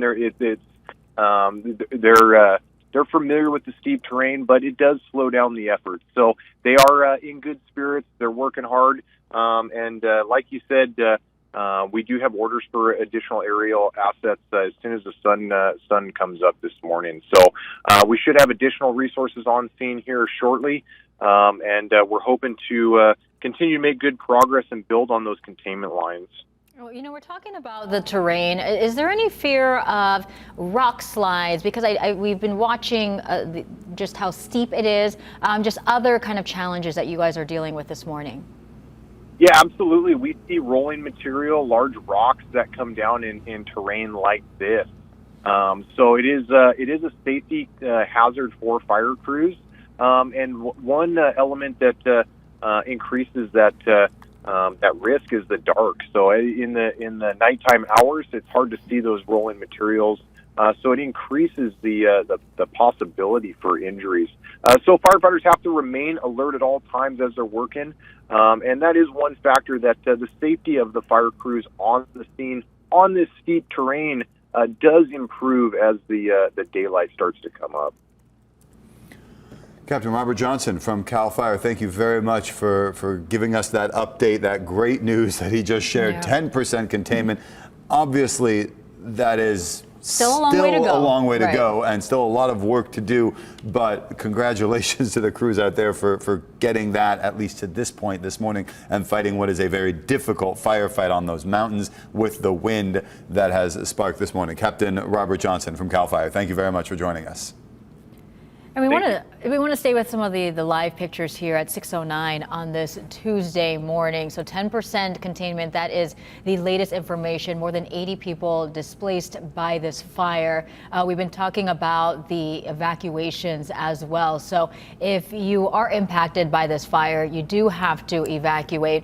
This is where you can go. It's Castle Creek Country Club. It is at 8797 Circle R Drive in Escondido. We've already seen some people there with our Olivia Gonzalez-Bridge. She has been talking to them this morning. We're also keeping you posted online as well. So 10news.com, that's where we're giving all the latest information, because a lot of this is happening fairly quickly and a lot of this information is changing. If you have large animals, one location that you can go to, it's fairly close for people who live in the Bonzo-Fallbrook area. This is in Temecula. It's 43101 Anza Road. This is the California Ranch Company. Our live pictures, we've been seeing a few horse trailers going in and out of that area because, you know what, pets are a family too, and we need to make sure that they are also safe. So those are the evacuation orders which are still in effect. ABC 10 News reporter Olivia Gonzalez-Britt is live at the evacuation site, Castle Creek Country Club, this morning. Olivia, you have been talking to people there all morning long.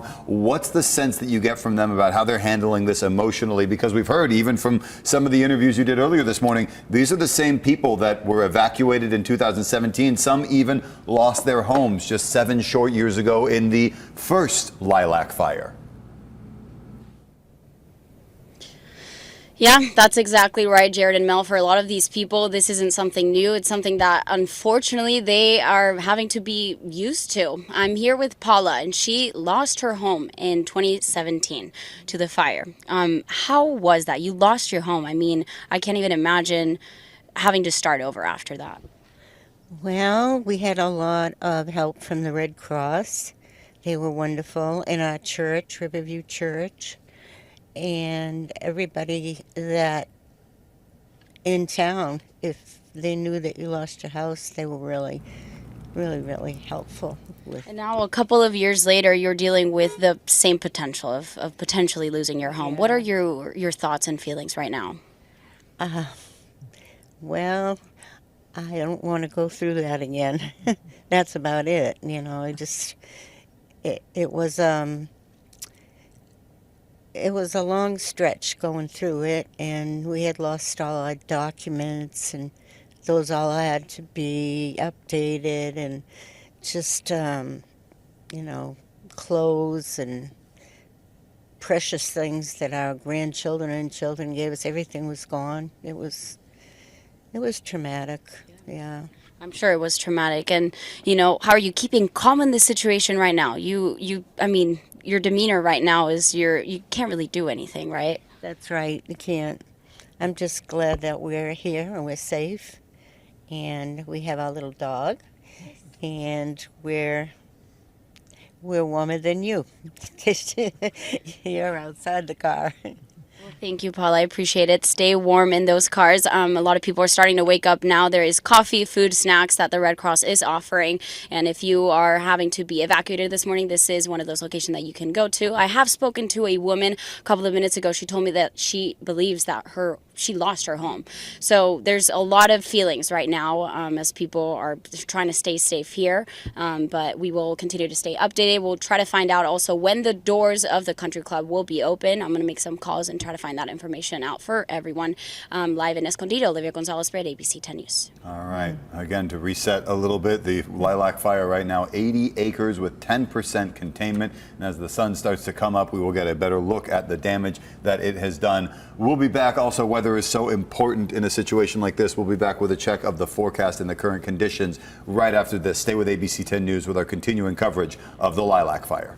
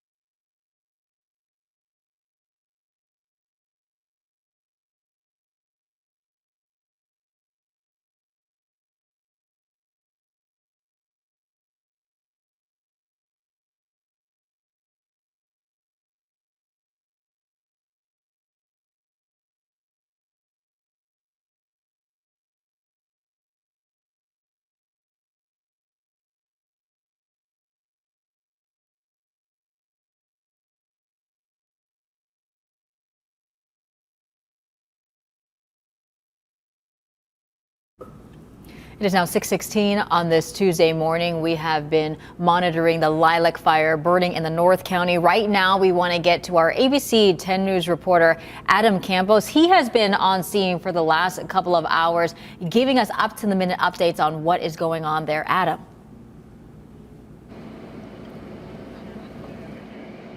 Jared, Mel, and as you mentioned, it's every minute we are learning something new, and we just learned that the lilac fire is now at 10% contained, and that's thanks to the winds dying down and also to with the fire activity also dying down. And you can see right now on the hill, the fire, it is exponentially different right now. You just see smaller flames that are still lit up across the hill, but there are dozens of firefighters that are up on the hill right now, making sure, trying to knock down some of these flames that are up there. And that's their main focus right now on this hillside off of Old Highway 395, is to make sure that there are no spark ups like what we saw earlier from the other hillside that we were at. They want to be sure that nothing sparks up, and that next thing you know, all of this brush that is still around here sparks up again. And that's the biggest concern, is because of how dry it is and because of the terrain that they're dealing with, that if a fire sparks up, how fast are they going to be able to get there? What's going to catch on fire? So that they have dozens of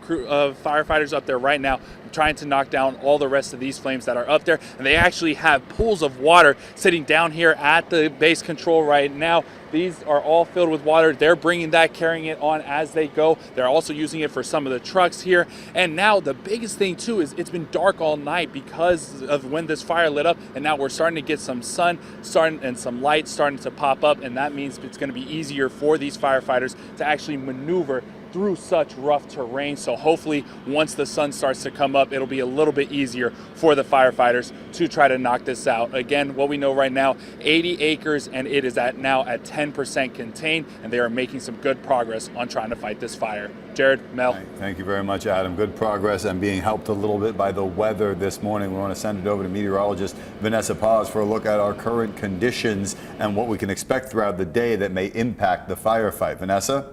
Hey, Jared and Mel. So let's go ahead and start off with your current conditions when it comes to the North County and where the lilac Impala fires were burning. Bear with me as I'm trying to rearrange some of my graphics here. I do want to zoom in on the current conditions that crews are having to deal with. And just to give you a recap in case you're just waking up and tuning in, as of about 1 a.m. this morning, 3 fires broke out in the North County, just stretching along the 15 corridor. The top 2 that you see here on the maps, those are overall controlled. It's the third one, the very bottom one, that we're most concerned about. It is at 10% containment, which is good news, but it still has burned over 80 acres as of last check. Now, temperatures right now are on the cooler end, 48 degrees in that area. Humidity levels at about 8%, so it's still pretty bone dry out there. Sustained winds offshore out of the northeast of about 15 miles per hour are gusting close to 20 miles per hour.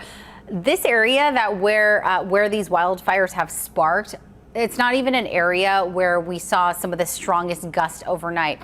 That's just an indication that anyone can experience a wildfire across the region due to the dry conditions, the winds, even though they're not very strong, and also, again, just the fact that we haven't had any rain, so the vegetation everywhere pretty bone dry.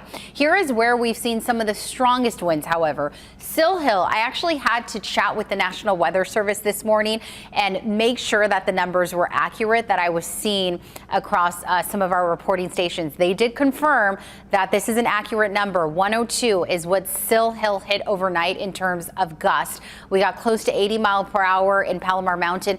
And I always compare it to a car traveling over 80, 90 miles per hour. Sill Hill clocked in over 102 mile per hour winds. And again, these are strong air parcels just hitting, these vegetation and then the dry conditions. And you're just looking at elevated fire danger, and also looking at the potential for downed trees, which is also what we saw overnight. We saw reports of 4 eucalyptus trees that were down somewhere near the mountains and passes. Right now we're seeing the strongest winds targeting the foothill In mountain communities, anywhere between 20, 35 miles per hour. Humidity levels still down to about anywhere from 6 to 8% or so. And the fire weather threat is going to continue to grow, not even for interior parts of the county, but also for the coastal spots. We will continue to keep you updated with the conditions in the North County, and we'll also talk more later on about the return for rain, because we could have a storm bringing in some rain as well as mountain snow. We'll have all of those details ahead.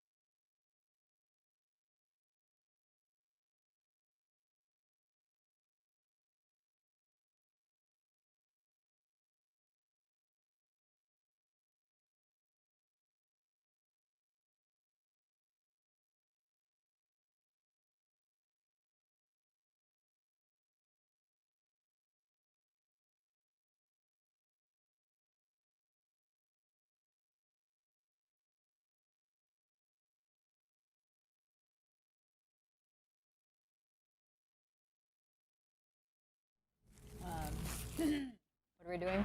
Olivia. Evacuation.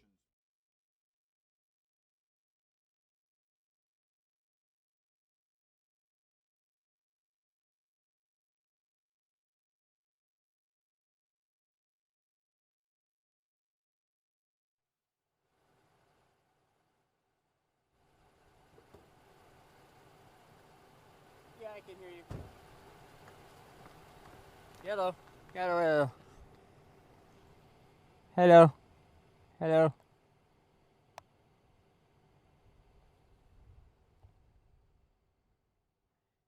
Okay.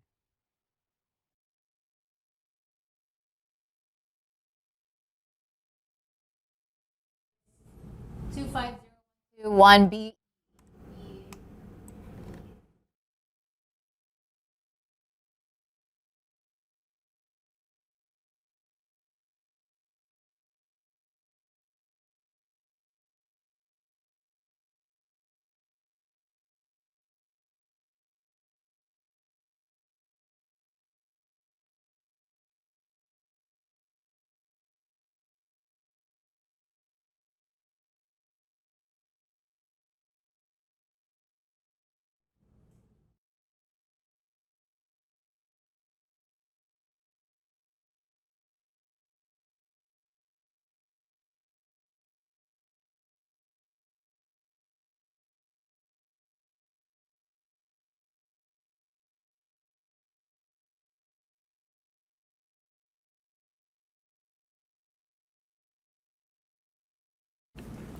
And welcome back. It is 6:24 on this Tuesday morning. We have been covering the lilac fire for the last several hours. We have been on air since 2:45 this morning because, well, we knew that the winds would create a fire threat. Unfortunately, that's what we dealt with this morning. And we knew the danger that it poses as we saw evacuation orders establish and then expand through the Lilac and Bonsall area. Right now, still a large area under an evacuation order and even more under an evacuation warning. This is a picture from our 10 News breaking news tracker. Photojournalist Paul Andrag is there, and we can see in this footage, Paul, not just the smoke coming off the mountain, but some fire hotspots that fire crews are still working on, and also from the width of your picture, the large response that fire crews have put towards this lilac fire. What are you seeing this morning now as the sun comes up?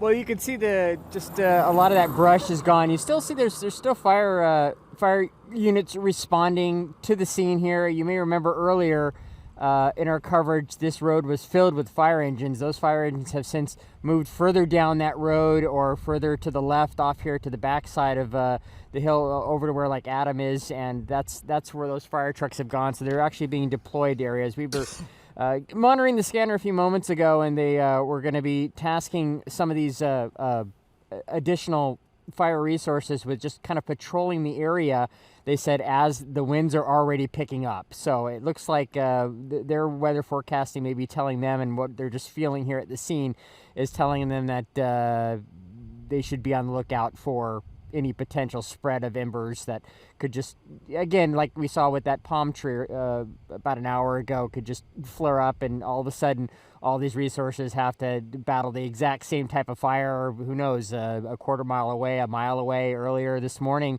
the 3 fires that we had were not really close to each other. They really weren't contained to each other. There was talk on the scanner of people calling in possibly a suspect vehicle that may have started fires. So not ember cast as a result of, believed to be a result of the start of this, as far as we've been hearing. But, that's something they're going to be waiting for, and going to be having to deal with all through the morning here. Yeah, seeing these side-by-side images, I mean, you see a difference a couple hours makes. Let's go ahead. We've been talking about these power safety shutoffs as well. Yeah, the wind is, you can see how dangerous it gets, and that's why SDG&E has instituted another round of public safety power shutoffs. This is the map that you are seeing right now on your screen. The areas in red are the ones that have had their power turned off, and that is affecting nearly 14,000 customers this morning. Another 70,000 about are in the yellow warning area. SDG&E turning off their power lines, de-energizing them, so that if the wind knocks any trees into them or knocks any of them over, they don't spark another fire. We're going to stay on top of the Lilac fire as the fight continues, and we will continue our coverage right after the break.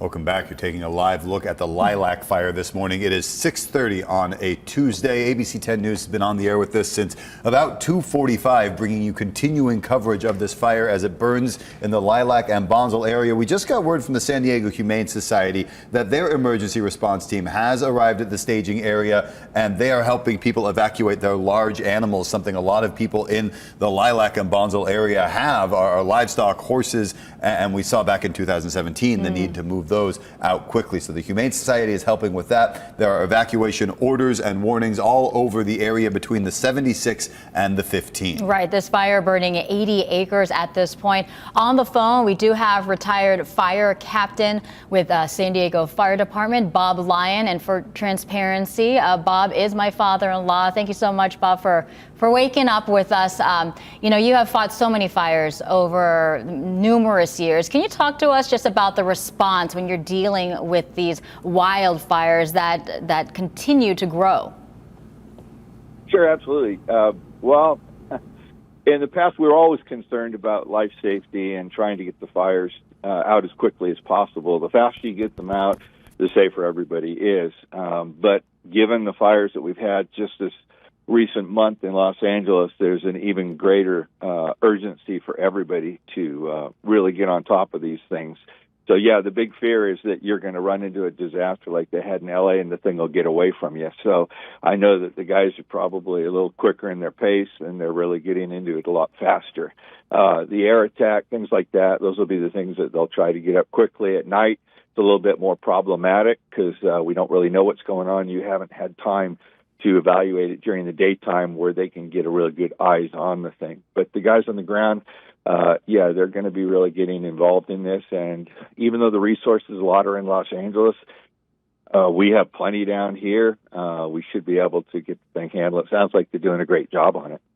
Yeah, we've heard that they've been able to reduce the fire activity. They've gained a little bit of containment, 10% now. You mentioned some of the difficulties. We're seeing a lot of these spot fires crop up in mountainous areas, in areas that are very steep.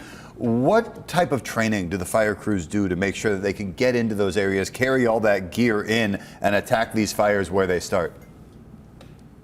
Well, we always have all of our gear available to us, and they're probably geared up. And what happens is, especially this time of year, and it's almost been a year-round thing now, that they double-check all their gear. They make sure everything's prepared as best they can, and the speed and rapidness they get it, like I said, there's a little bit more urgency to it. And the good side to what they've got going on is the winds aren't as bad as they had in Los Angeles, and in tightly, very dense populated areas like you saw in Palisades, it's really easy for the fires to get going and very difficult to stop them with a wind-driven fire like that, just because of the proximity of all the fuels. At least in the areas that we have here in San Diego, a lot of our houses are more spread out, especially in the more rural urban interfaces like you are seeing up in Bonsall area. So that does give them an opportunity. The downside is a lot of times the access is difficult for us because in Southern California, people really like the windy roads, and because of the topography and the terrain, we don't have like straight shots in. The water supply there can sometimes be a little iffy. Not everybody has a hydrant within close proximity to their properties. And Bob, we've been dealing with these red flag warnings and kind of just the upstaffing for fire crews. Can you talk about the mental load for our first responders? Because we have had strike teams go up to LA. We are dealing with windy conditions of our own. How do you mentally prepare for that kind of stuff? Well, normally, you know, most firefighters, from the time they come on, they're pretty well adapted at it, and they learn over the years. And from exposure to it and your experience level, it does help calm you down because it's kind of one of those things like, well, we've seen this before and we've done it before. But unfortunately, some of the fires we've seen cropping up as of late are kind of a new breed, and the dangers that are involved there, the fear that this thing's going to get away from you, because all firefighters come on with the idea that they're going to be able to put the fire out and save people's property and save their lives. And the ones we've seen in Los Angeles are kind of a different animal in that they really have gotten, you know, to enormous degrees because of the wind conditions. So people prepare for it, but I think what you're seeing now, too, is that just like anything else, people are starting to get worn down. And what people don't quite follow is that we have strike teams that go out from all the jurisdictions, and just like they talked about in Los Angeles, they come from all around the state, and up there they've got them from all around the country. Well, the people that are gone on those strike teams, they have to be backfilled. So our people that are here or at those stations, they're working even longer hours, and so they're going on all the same calls they always would have gone on. So there is there is a time, I guess you'd say, that people do start to get worn down. But luckily, when we go to fires, your adrenaline kicks in, and that kind of helps boost your mental capacities, and you get a little bit more worked up about it. So that part helps. But yeah, people are starting to get worn down, and there is a factor involved there. And when people start getting worn down, there's a chance for people to make mistakes and people to get hurt.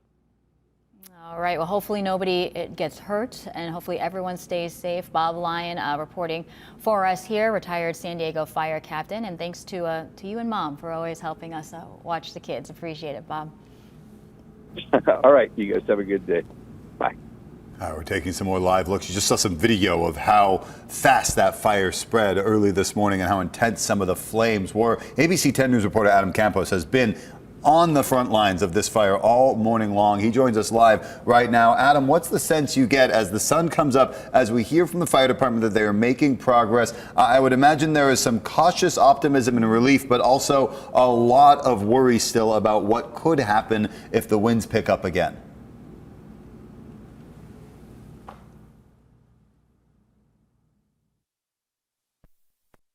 They're cautiously optimistic, but at the same time, they are still working hard to try to knock down any type of sort of small flames. And you can see there are still some flames that are spread across this hillside right here on Old Highway 395. They have dozens of firefighters. You hear them. You hear the chainsaws going as they're trying to knock down some of the brush that is also in this area. But again, the main worry that they have is if one of these if the wind's picked up and an ember flies or some of these flames start to spread again, with how easy a fire can spark up because of the dry conditions, that's what they want to avoid. They want to just try to make sure that they knock down some of these small flames to make sure that there are no type of spark ups. And we showed you earlier, they have this water container, or two of them, set up right here, so that way they can bring that throughout the hillside as they're coming on. But again, too, you mentioned it's starting to get lighter. That's a huge help because of how difficult this terrain is to move through. You see how steep the hill is. They're having to do a downhill, uphill just to try to navigate through.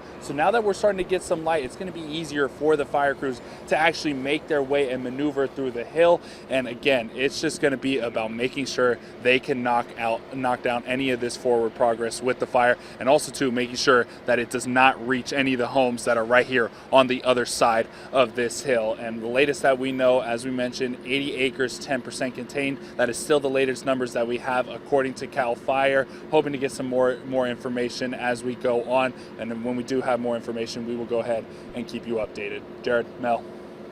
All right, it is 6:38 right now. Adam Campos reporting for us live. Thank you so much. We're going to continue to monitor the Lilac fire, bring you updates as they come in. We do have to take a quick break, but we will be right back.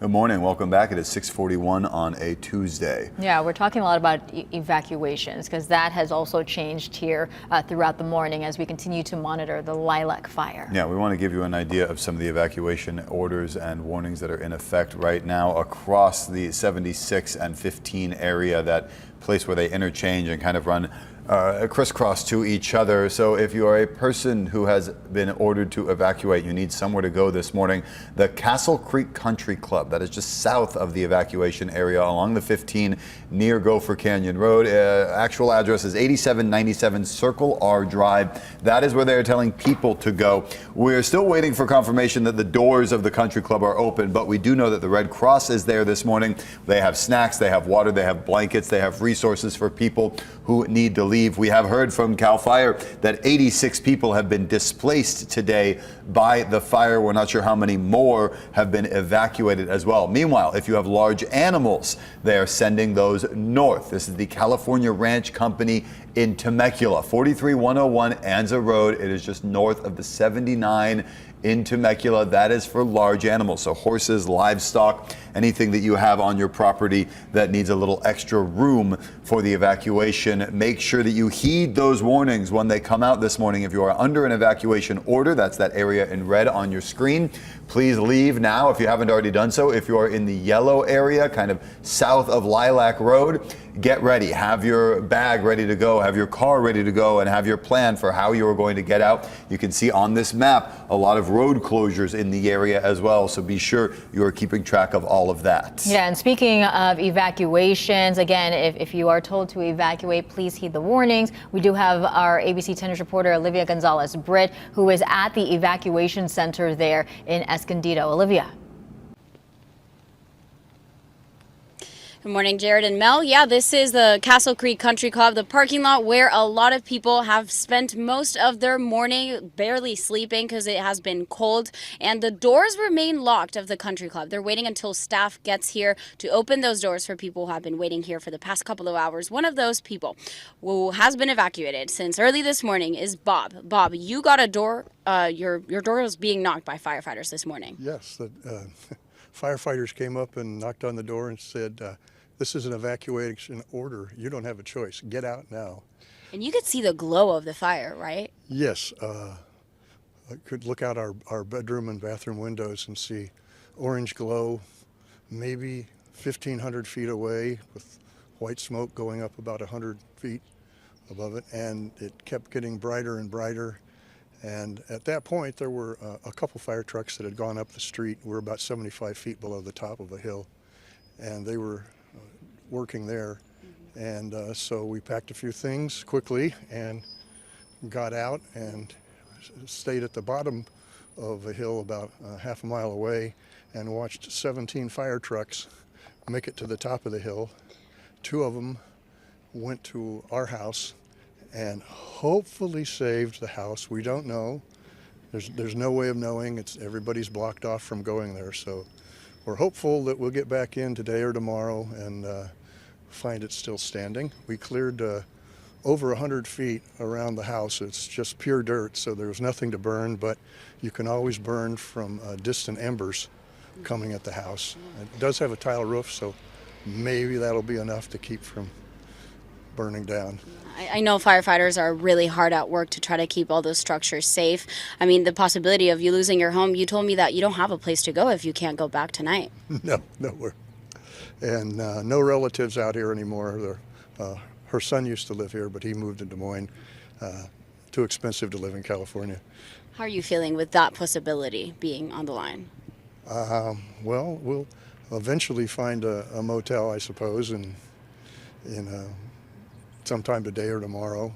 And then if the house does turn out to be burned down, we'll go rent an RV and park it on the property and decide if we're going to rebuild or not. Well, good luck, Bob, with that. I hope firefighters have saved your home, and I know that they are really hard at work this morning, have been since 2 a.m., 12 a.m. this morning. For the country club, those doors hopefully will be opening at 8, but this is a reality that people have been living with this morning, just staying warm in their cars and hopeful that their homes are being safe. Live in Escondido, Olivia Gonzalez-Britt, ABC 10 News. All right, thank you, Olivia. And you hear the stories of people who were evacuated this morning that are reliving some of the evacuations from 2017 and how difficult that is as we take another look at the Lilac fire burning just off of Old Highway 395. And I'll take it from here. Let's go ahead and talk about the lilac fire conditions because, again, the good news is that the sun has fully risen now, so they have light helping out with that firefight, and also temperatures are cool. However, it's still pretty bone dry. Relative humidity levels still reduced down to about 8%. Sustained winds are out of the northeast of about 14 miles per hour in that area, and we're still tracking gusts, not too bad, but close to 20-25 miles per hour.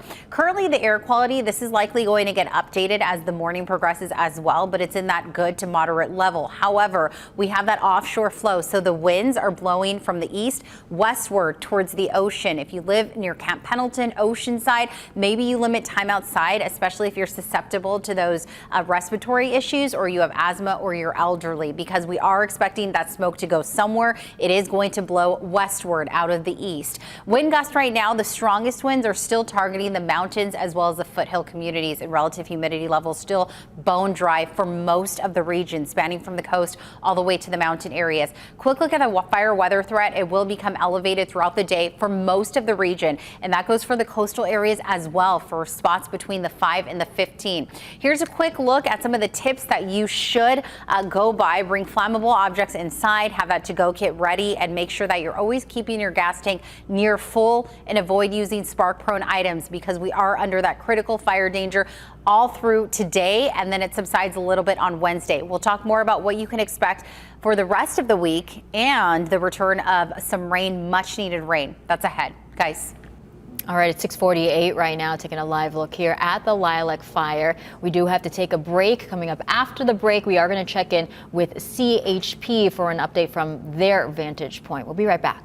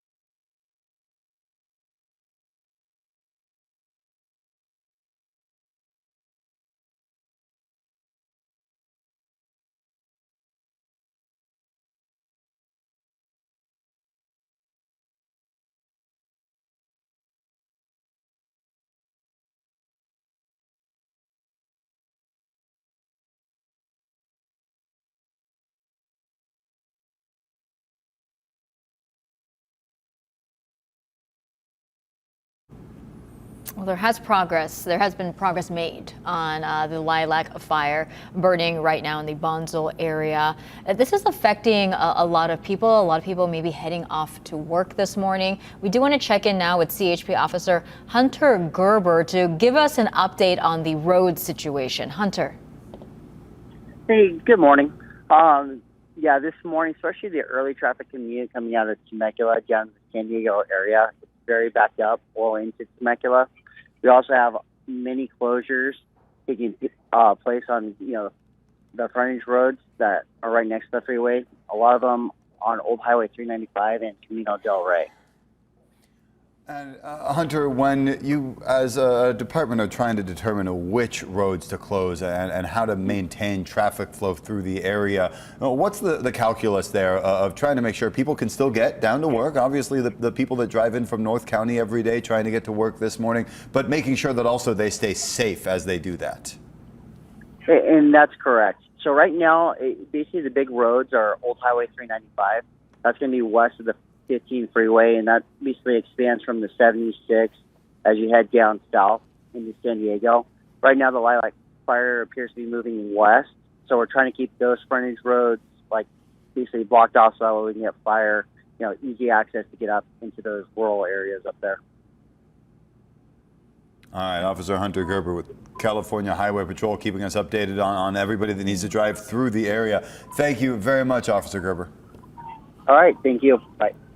And it is 6:53. Our Adam Campos has been monitoring this fire from the very beginning. Let's go ahead and check back in with him one more time. Adam.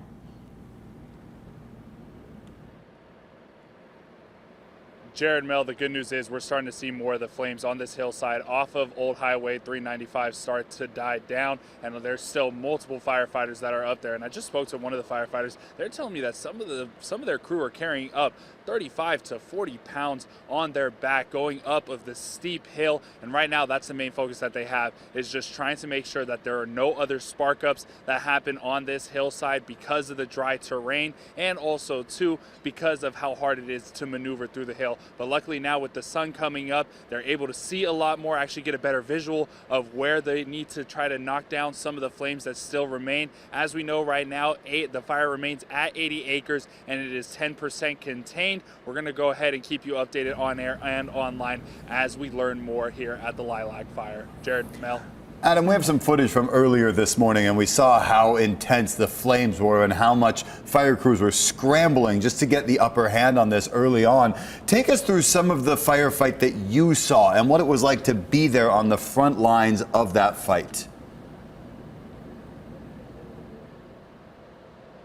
It was having to be in sync. You just think about it as a fist. If a fist is closed, my high school coach used to tell me this. If a fist is fully closed, that's how you hit the hardest. And that's how it was for the firefighters. They had to make sure that their fist was ready to go to try to hit this fire as hard as possible to try to knock it out. And we saw earlier in the day more of the fire actually jumped the old Highway 395 closer to I-15, and you just see multiple trucks just start flying down the road to try to get there as quick as possible. And especially because earlier in the night the winds were more intense, we saw more gusts, so it was very easy for a lot of the fires to spark up. But here it's a different story. We're not seeing as strong of winds, so now we're seeing the fire crews actually be able to make progress. But earlier when the winds were still whipping, it was just a matter of minutes that we saw some of the flames actually begin to spark up. But like you mentioned, it was just incredible to see that effort from the fire crews, and they have fire crews from all across the state. I've seen the city of Hayward in the Bay Area, Sonoma County.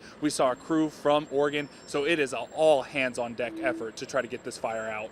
All right, the Cal Fire fist hitting that fire hard. Thank you, Adam. Yeah, attack it early, attack it strong, and you see the difference here. Our side-by-side images, the fire on the right, and that was earlier this morning. The weather plays such a critical role, and we are all hoping that Mother Nature, Vanessa, is going to cooperate with us. Well, as In terms of right now, this is, again, the best case scenario for the firefight. Sure, the winds aren't significantly calm, but they're a lot calmer than what we saw overnight. Fallbrook right now tracking in winds out of the north-northeast of about 11 miles per hour, and that's where the firefight is occurring. Humidity levels, though, are still reduced down to about 8% along the 15 corridor. Those winds are going to continue to pick up throughout the morning, but notice how this afternoon they start to gradually weaken. That's not to say we're in the clear when it comes to the fire danger threat. It will remain elevated through most of your Tuesday, and then we'll see it ramp up again Wednesday night into Thursday due to that secondary round of Santa Ana's. Quick look at the fire weather threat, how expansive it is from the inland areas all the way towards the coast. And there's a quick look at how you can plan, prepare, and act. Some tips there on your screen. So important to keep that in mind if you're in the evacuation zone right now in that warning area. We're not out of the woods yet, and we will stay on top of this fire throughout the morning with updates on the progress that crews make. Yeah, we're updating it constantly on air and online. 10news.com.